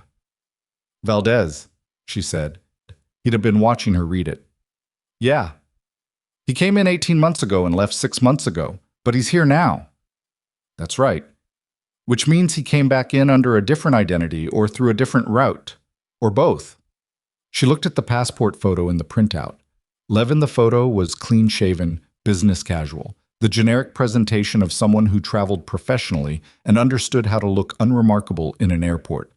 The man she'd seen against the boulder this afternoon had a beard and the specific leanness of someone who'd been living outdoors in serious cold for an extended period. 12 months. He's been operating in the mountain range for close to a year, she said. That's what the timeline suggests. That's not a temporary operation. That's an established presence. Valdez said nothing, which was its own kind of answer. She put the printout down and looked at the ops center wall, where the terrain map was still pinned from the afternoon's operations order. The mountain range, the ridge lines, the valley floors, the same ground she'd been shooting across for 2 days. If Lev had been operating there for 12 months, he knew that ground the way she knew her rifle. Every deviation, every distance, every position that offered cover, and every position that offered angle. He'd had a year to identify and develop every fallback route in that range. He'd had a year to establish caches, communication nodes, supply lines. The 2 who had walked away clean. The runners, she said, from today. If Lev's been there 12 months, those 2 know the ground as well as he does. Better, maybe, Valdez said. Lev was the one we caught. She stared at the map. They're still up there, she said, probably. And they know we have Lev. Yes. She thought about the whistle signals, the pre-planned fallbacks, the encrypted handset with its worn speed dial keys, an organization that planned for failure as well as it planned for success. The 2 runners hadn't broken in panic. They'd executed a withdrawal, which meant they'd had a plan for the contingency of the position being compromised. They were already somewhere else, a fallback position that Lev had helped plan and that existed precisely because someone had thought about what happened when Lev was caught. The second element, she said, the one from the helicopter crash, They were a signals intelligence collection team. Yes. What were they collecting on? Valdez paused. That's above my access level. She looked at him. Seriously, he said. I don't know. The mission tasking is SCI compartmented. I have the call sign and the casualty information. That's it. She went back to the map. 3 special operators on a signals intelligence mission in a mountain range that turned out to have an established, externally supported, encrypted communications-equipped enemy element operating in it. Who went down over that mountain range at 11:08 on a day when that enemy element was demonstrating it had at least 3 simultaneous operational positions active. The helicopter had gone down due to mechanical failure. That's what the initial report had said. Mechanical failure, not hostile fire. She wrote, "Mechanical failure, confirmed," in her notebook. She underlined it. Valdez, the helicopter crash. Mechanical failure was the initial assessment. Has that been confirmed by the recovery team? He went still. The recovery team didn't reach the aircraft, he said. We extracted the crew before we could conduct a full assessment of the crash site. So it's unconfirmed. Technically, yes. She wrote, crash site, not assessed. Has anyone gone back? Not yet. Weather, and then the secondary operations. He paused. It's on the list. Move it up the list, she said. Valdez looked at her for a long moment. He was an experienced man who had learned to trust the instincts of people who demonstrated they were worth trusting. And in the past 48 hours, she had demonstrated it clearly enough. He picked up the printout and his folder. I'll flag it to Cross tonight, he said. After he left, she sat alone in the ops center with the map and her notebook and the flickering overhead light that had never found a consistent rhythm. The base had gone quiet around her. The generator, the wind, the distant sound of the duty sergeant's radio. The specific nighttime quiet of a small forward operating base that was still processing what had happened to it in the last 2 days. She looked at the map for a long time. Then she picked up her notebook and flipped back to the entry she'd made in the Humvee. Whistle signals, 2 pulses. She stared at it. 2 pulses. The coordination signal between the vehicle observer and the secondary ridge element. The trigger for the secondary element to open up. She'd heard something like it before. The memory came back now, unsolicited, from a training rotation in Germany 4 years ago. An after-action review of an adversary force exercise, where the opposing element had used non-electronic coordination signals to bypass the jamming environment. The instructor had been a retired Special Forces warrant officer who'd spent 20 years studying Soviet and post-Soviet tactical doctrine. He described a specific signaling convention, short whistle pulses, standardized across the old Soviet special operations community so that different elements from different units could coordinate without establishing a shared radio protocol. 2 pulses. Move to secondary position and execute. Soviet Special Operations Community. Vladivostok. Encrypted handset with modified Soviet-derived encryption. She wrote it all down in a single column and looked at what she'd written. This was larger than Raven Hollow's aperture. This was larger than a FOAB's ability to address. This was the kind of information that needed to go somewhere with the resources and the authority to do something with it, and it needed to go there before the 2 runners disappeared into a mountain range they knew better than anyone would be able to follow them. She tore the page out of her notebook, folded it, and went to find Cross. He was in his office with his door partially open, on the phone, speaking quietly. She knocked on the frame. He looked up and held up one finger. She waited. He finished the call and hung up and looked at her. You need to send this to brigade tonight, she said, and held out the folded page. He took it, unfolded it, and read it. His face didn't change while he read, which told her something. Either it confirmed something he'd already suspected, or it was new information that he needed a moment to process before letting it reach his expression. With Cross, she couldn't tell which. He read it a second time. The crash site, he said, needs to be assessed before we attribute it to mechanical failure. You think it was brought down? I think we don't know, and we should know. He looked at the page again, then he set it on the desk and looked at her. The whistle signal identification, he said. That's specific. Where did you get that? A training rotation. I can give you the source if brigade wants to verify it. They'll want to verify it. I know. He picked up the phone, then set it back down.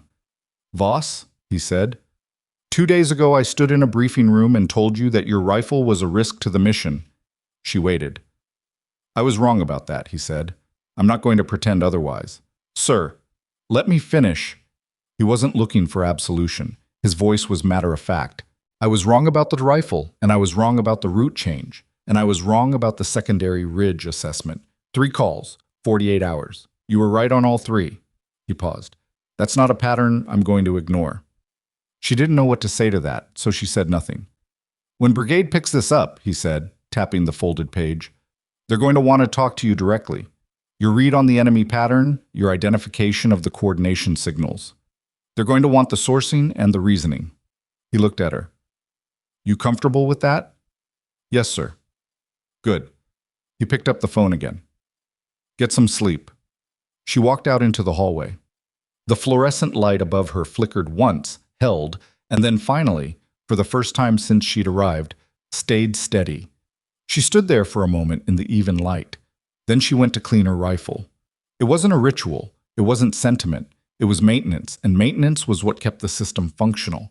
And the system was what stood between the people in this building and the 2 runners still somewhere in the dark of the mountain range. She laid the rifle on the table and began to work. The bore brush went in, and the patches came out gray, and then lighter gray, and then nearly clean, and she worked through it with the patience of someone who understood that this part, the quiet part, the part that nobody saw, was as important as any shot she'd ever taken. Maybe more. The bore patches came out clean at 0114. She reassembled the rifle in the order she always did: receiver, bolt, trigger group, stock, and ran a function check that confirmed everything she already knew, which was that the rifle was ready. It had been ready since she'd picked it up 3 days ago. It would be ready tomorrow. The cleaning wasn't about readiness. It was about the 15 minutes of quiet it gave her, the specific meditative quality of repetitive mechanical work that kept her hands busy while the rest of her mind sorted through the day. She'd needed the sorting tonight. By the time she set the rifle back in its case, she had the shape of the next 72 hours roughly assembled in her head. Cross would reach Brigade tonight. Brigade would push the information to whoever held the relevant compartment, NSA, DIA, or one of the smaller organizations that operated in those specific spaces between agencies. The handset would be expedited through technical exploitation. Lev would be transferred to a higher echelon facility where people with more sophisticated tools than Raven Hollow possessed would spend time with him. The 2 runners would be the hard part.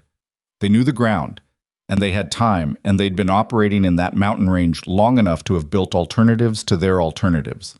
Finding them would require either a technical break from the handset exploitation or someone willing to go back into that range on foot in this weather and stay until the ground gave something up.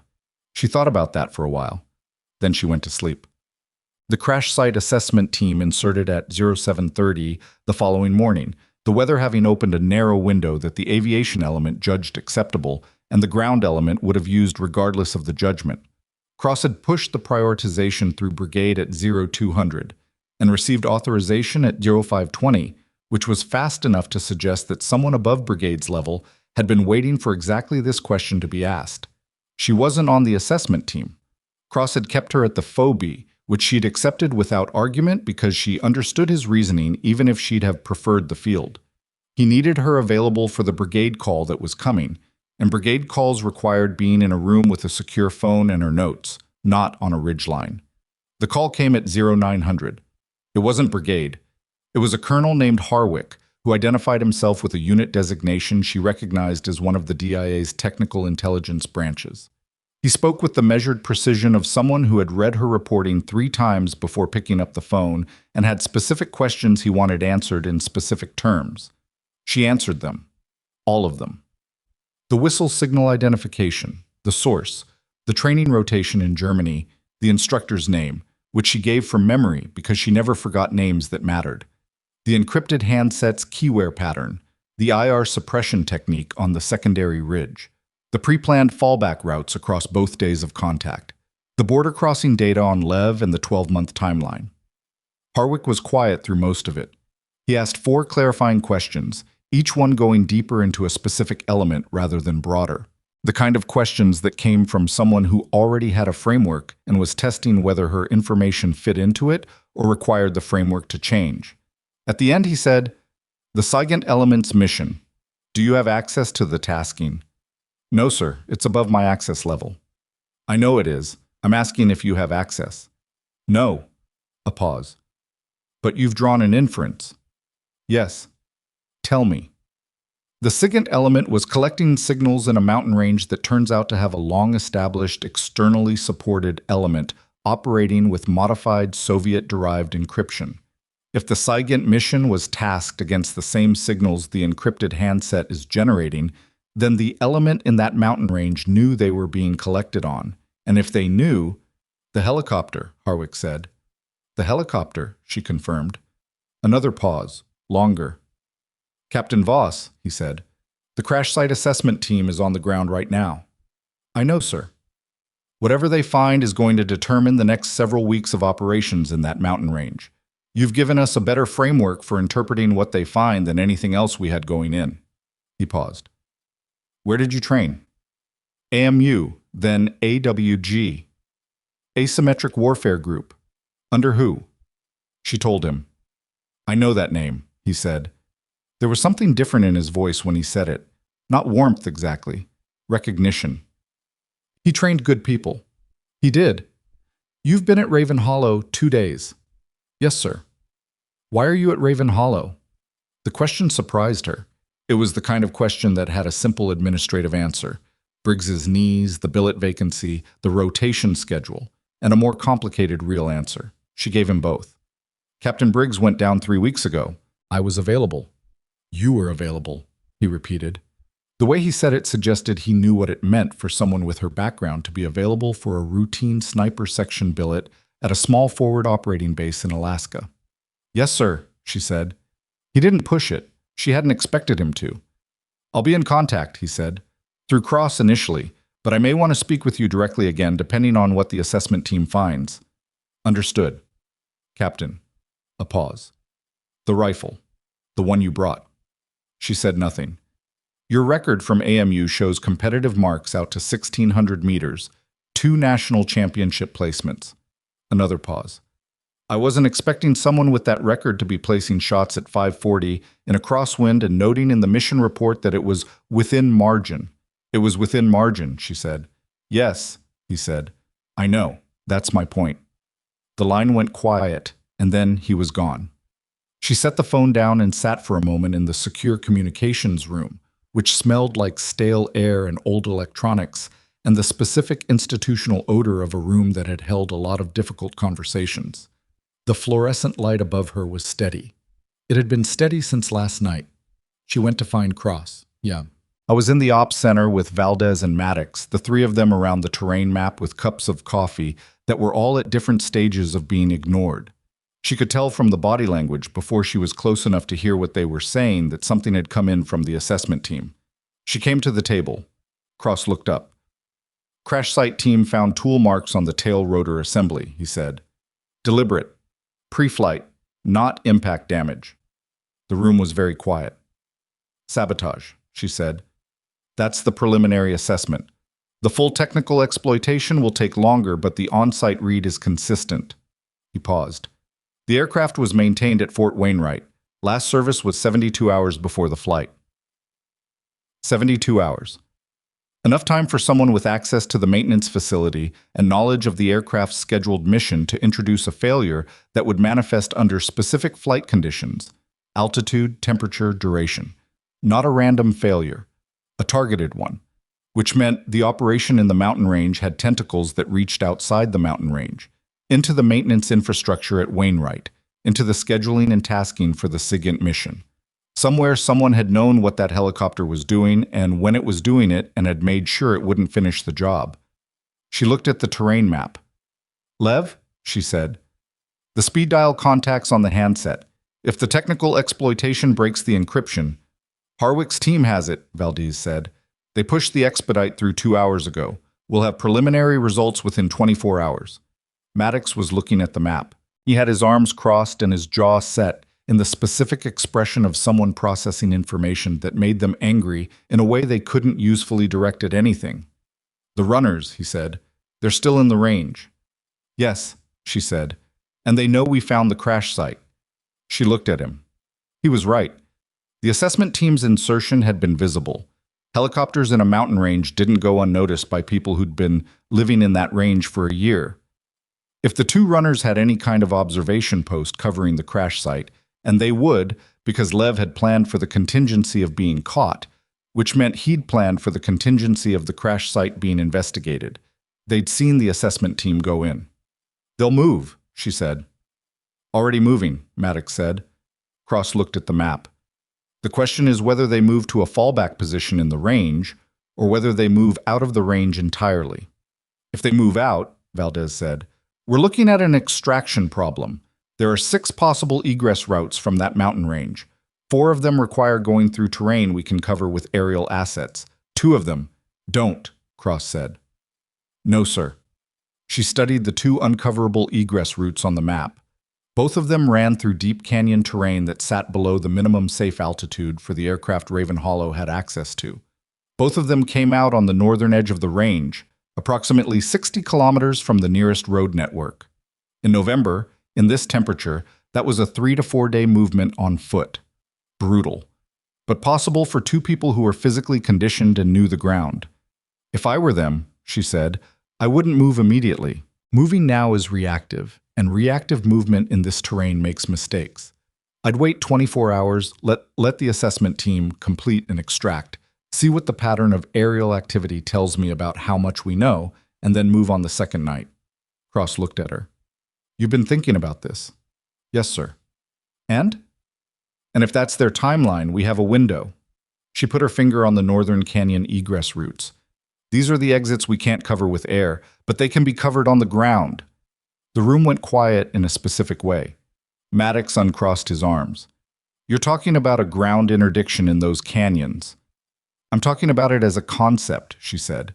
"The feasibility depends on assets and timeline." "Assets meaning people who know how to move in that terrain," he said. "Yes."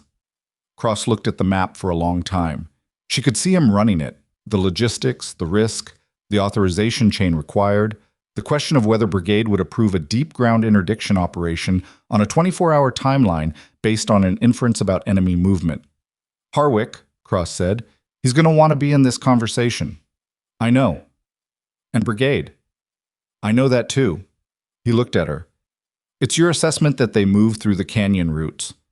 "It's my assessment that if they're as good as everything we've seen suggests they are, they move through the one route we haven't covered. Yes." He picked up the phone. The authorization came through at 1340, and it came faster than she'd expected, which told her that Harwick had pushed it from his end, and that whatever framework he'd been sitting on before her call had been waiting for exactly this kind of operational development to activate it. The mission tasking was narrow. 2-person element, ground movement, interdiction of the northern canyon egress routes. Observe and report as the primary task. Engage if directly threatened or if the targets presented a clear opportunity. The authorization language was careful, the kind of careful that left operational interpretation to the people on the ground while maintaining institutional deniability about what they'd been sent to do. Cross read it to her twice and let her ask her questions and answered them. Then he said, "I'm not going to order you on this mission." She looked at him. "It's outside the scope of your assignment here," he said. "You're filling a section billet, not a deep ground role. The mission requires someone with mountain movement experience, canyon navigation, extended cold weather operation. I have people with some of those qualifications." He paused. "Not all of them." "Who are you sending?" she asked. He looked at her steadily. "Cross," she said. "Who are you sending?" "I'm waiting to see who volunteers." She picked up her rifle case. "I'll need a second," she said. "Someone who can move." "Maddox already asked," Cross said. She stopped. "He came to me 20 minutes ago," Cross said, "before the authorization came through. Said if there was a ground mission going into those canyons, he wanted in." She didn't say anything for a moment. "Tell him to be at the equipment bay in 30 minutes, she said. They moved at 6600, inserted by vehicle to the northern edge of the range, and then on foot into terrain that earned every meter. The canyon system was a different world from the open ridgelines, narrow, with walls that rose 50 to 100 meters on both sides, and a floor of frozen creek bed that was simultaneously the easiest walking and the most exposed. Sound carried differently in the canyon, The walls bounced and focused it in ways that made direction hard to judge. She moved slowly and stopped often and listened, and Maddox moved behind her with the patient discipline of someone who'd been told to follow and had decided to actually follow rather than manage the pace from behind. He was good in the terrain. She'd wondered about that and found the answer quickly. He moved quietly. He read the ground ahead rather than watching his feet. And when she stopped, he stopped without being told and scanned without being directed. The fundamentals. They mattered more than specific experience. They'd been in the canyon for 3 hours when she heard it. Not a whistle. Footsteps. 2 sets. Ahead and above. Not on the canyon floor, but on the eastern wall where a ledge system ran parallel to the creek bed at about 15 meters of elevation. Slow, careful steps, but not careful enough. The canyon walls were doing their work, collecting every sound and reflecting it. She put her fist up. Maddox froze. She pointed up and right.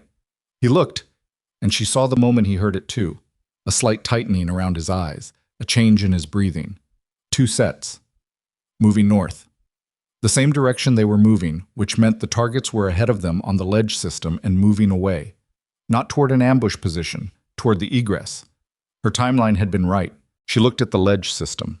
At this point in the canyon, it was accessible. A scramble up a boulder fall on the western wall, across the creek bed, up a slope to the ledge entry point. 40 meters. 90 seconds, if they moved fast and the creek ice held. She looked at Maddox, held up 2 fingers, pointed at the ledge. He nodded. They moved. The creek ice held. The boulder fall was awkward but manageable. She reached the ledge entry point and went up the slope on all fours, rifle slung, hands and feet on the frozen granite, and came over the lip onto the ledge system, breathing harder than she wanted to be. The ledge was wide enough to walk 2 abreast. It ran north in a slight curve that followed the canyon wall. Ahead, at approximately 80 meters, 2 figures were visible in the fading afternoon light. White patterned camouflage, heavy packs, moving at a pace that covered ground without rushing. They hadn't heard the scramble. She pulled the rifle from her shoulder and went to one knee. 80 meters. The light was poor. She looked through the scope and found the rearmost figure, taller, heavier pack, moving with a slight forward lean that suggested fatigue. The figure stopped and turned slightly to check the ledge behind them. And in the scope, she saw the face clearly for the first time. The runner. From the boulder field 2 nights ago. The one who'd broken from the tree line and gone for cover in the dark and vanished. She recognized the movement before she recognized anything else. The specific economy of someone who'd been trained to withdraw under pressure, who'd done it enough times that it was in the body rather than the mind. I was looking back at the ledge, and she was 80 meters behind him on that same ledge, and he was looking straight at her. For a fraction of a second, they looked at each other through the scope. Then he grabbed the other figure's arm, and they both ran. She didn't fire, not because she couldn't, because the mission tasking said observe and report, and engage if directly threatened or if clear opportunity, and 2 people running away from her in a canyon was not a clear opportunity. It was a foot race, and a foot race in a canyon with failing light against 2 people who knew this ground was not a foot race she could win.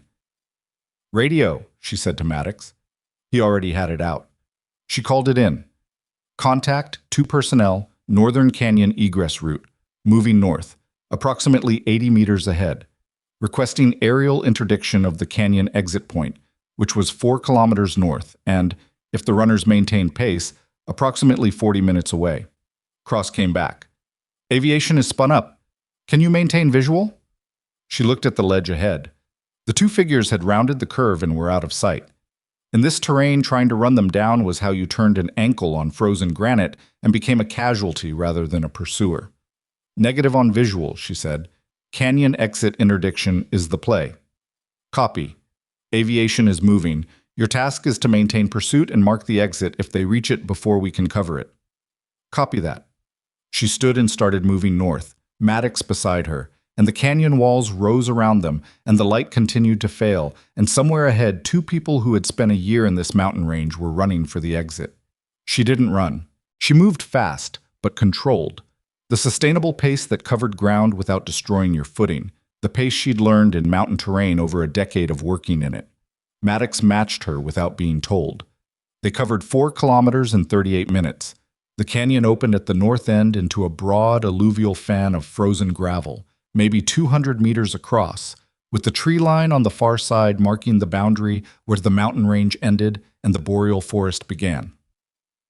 In the dying light, she could see two figures on the alluvial fan, 2/3 of the way across, and above them, coming in low from the west, the shape of a blackhawk. The runners saw it at the same time. The taller one stopped. The other one kept going for 3 steps and then stopped too. They were standing in the open, 200 meters from the tree line, with a helicopter closing from the west and 2 people coming out of the canyon mouth behind them. She raised the rifle and looked through the scope at the taller one, the runner.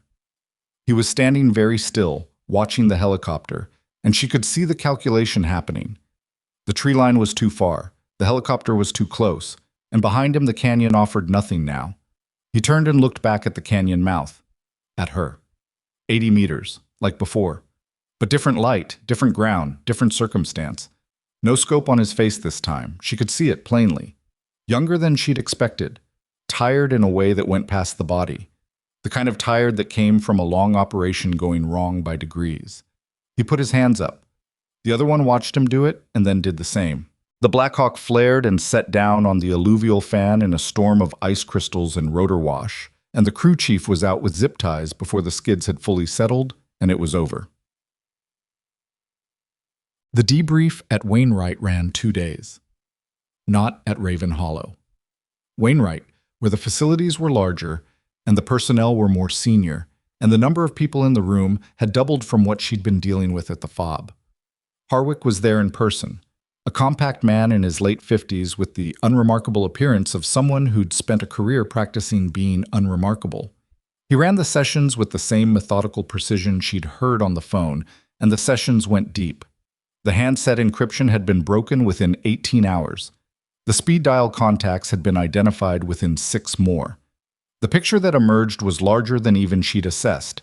Not 2 runners and a dead man, but a sustained reconnaissance and disruption operation that had been running for 14 months, targeting the SIGINT collection infrastructure that monitored signals traffic across the northern Pacific corridor. Lev was not the commander of that operation. He was a field element leader. The commander was one of the 2 men she'd found on the alluvial fan, the taller one, the runner. His name was not available to her. That was above her access level, and she accepted it without pushing. She had enough. The helicopter sabotage was confirmed. The 3 SIGINT operators had been targeted specifically. That 2 of them had walked away from the crash, and that all 3 had ultimately been recovered, was, by the technical assessment, a failure of the sabotage rather than its intention. Harwick told her this in the hallway outside the debrief room on the second afternoon, not as a formal briefing item, but as information he thought she should have. The operation is being reassigned upward, he said, out of the forward base structure and into a framework with more resources. Good, she said. Your intelligence inputs were foundational. The whistle signal identification, the pattern analysis, the secondary ridge read. He paused. None of that would have come from the standard assessment process. Not in the time frame that mattered. She said nothing. I looked at your file, he said. AWG, AMU, SOTIEC, and then a routine billet at a forward operating base. Briggs's knees, she said. Yes. He didn't quite smile. Convenient. She looked at him. There's a role, he said. If you want it. Not at Raven Hollow. Something with more scope. He let that sit. I'm not making a formal offer in a hallway. I'm telling you that the conversation is available if you want to have it. She thought about Raven Hollow. The flickering lights, the section brief and the laughter and the worn rifle case she'd carried in from the flight line. The 48-hour window cross had given her, and what 48 hours had actually looked like. I'll have the conversation, she said. He nodded. I'll be in touch. He walked away down the hallway, and she stood there for a moment. She went back to Raven Hollow for 4 days before her transfer orders came through. She hadn't expected to feel anything particular about those 4 days. But she did. Not sentimentality exactly, but the specific weight of a place where something significant had happened that would now always be part of the structure of what had happened in her life. Cross shook her hand the morning her orders came through. Formally, in the ops center, the way officers shook hands when they were acknowledging something without having the right words for it. For whatever it's worth, he said, I'd want you in my element. For whatever it's worth, she said, I'd want you running it. He almost smiled. Close enough. Valdez gave her a copy of the shot data analysis he'd run on her mission logs. Not required, not requested, just something he'd done because he thought she'd want it, which she did. She put it in her notebook. Tibbs, whose arm was in a sling and who was annoyed about it, told her the stitches itched, which was how she knew he was going to be fine. Reyes walked her to the flight line. He didn't say much. He was 26 years old and had spent 2 days in the field with her and had watched things happen that would take time to become stories and more time to become lessons. He'd figure it out. He had the disposition for it. At the aircraft, she set the rifle case down while she sorted her gear. He looked at the case. "Do you ever think about getting a newer one?" he asked. She picked up the case. "No," she said. She walked up the ramp and the aircraft door closed, and through the porthole window she watched Raven Hollow get smaller and then disappear behind the mountain range. And the mountains held their shape against the gray sky, the way mountains always did, indifferent and permanent and unchanged by anything that had happened in the valleys and on the ridgelines below them. The rifle case sat across her knees. She put her hand on it. Not from sentiment, from the same reason she confirmed 0 before every mission and cleaned the rifle after every operation and kept 16 years of shot data in a green notebook that was almost full. Because the things that had proven themselves deserved to be treated with the respect that proof had earned. Because there was no shortcut between knowing something and trusting it, and the only path between them was time and performance and the willingness to carry something long enough to understand what it could actually do. The C-130 climbed north, and the Alaskan winter spread out below it, and she thought about the conversation Harwick had promised, and the work that was waiting, and the 2 men who were currently in rooms she didn't have access to, answering questions she'd helped frame. She thought about the runner's face at 80 meters, the hands going up, and she thought about her father, who had spent 3 years building the rifle she carried, who had understood something about patience and craftsmanship and the relationship between the maker and the thing made.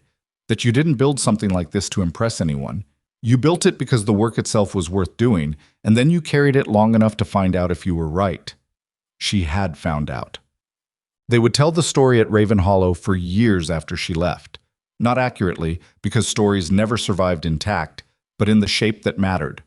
The new sniper who arrived with the old rifle. The 2 nights and 1 day that changed what the section knew about what was possible. The shots at ranges that grew with each retelling, the way distances always did, because the truth was impressive enough but people needed room to gesture. Maddox told it straightest. He didn't embellish the distances or the circumstances. And when younger soldiers asked him if it was really true, the museum rifle, the 540-meter engagement, the canyon floor in the dark, he said yes, and when they asked how, he said the same thing every time. She knew the rifle, he said, not just how to shoot it, she knew it. They would nod and most of them would take it as a comment about marksmanship, which was part of it, but not all of it. The ones who were paying attention would understand that he meant something larger, that knowing something deeply enough to trust it completely, in the moment when trust was the only resource you had left, was not a talent and not a gift. It was a decision you made every day, in the cold and the dark, before anyone was watching. The rifle that everyone mocked became the rifle that everyone remembered. Not because it was old, and not because it was special, but because the person carrying it had refused to put it down before it had been given the chance to prove what it could do. And when the moment came, when the valley went quiet, and the target was there, and the wind was doing what the wind does, and everything was against her except the 16 years of preparation she carried in her hands, she was ready. She had always been ready. She just needed someone to stop laughing long enough to see it. What the world calls outdated, time sometimes calls proven. The difference between the two has never been the tool. It has always been the hands that hold it, and the mind that refuses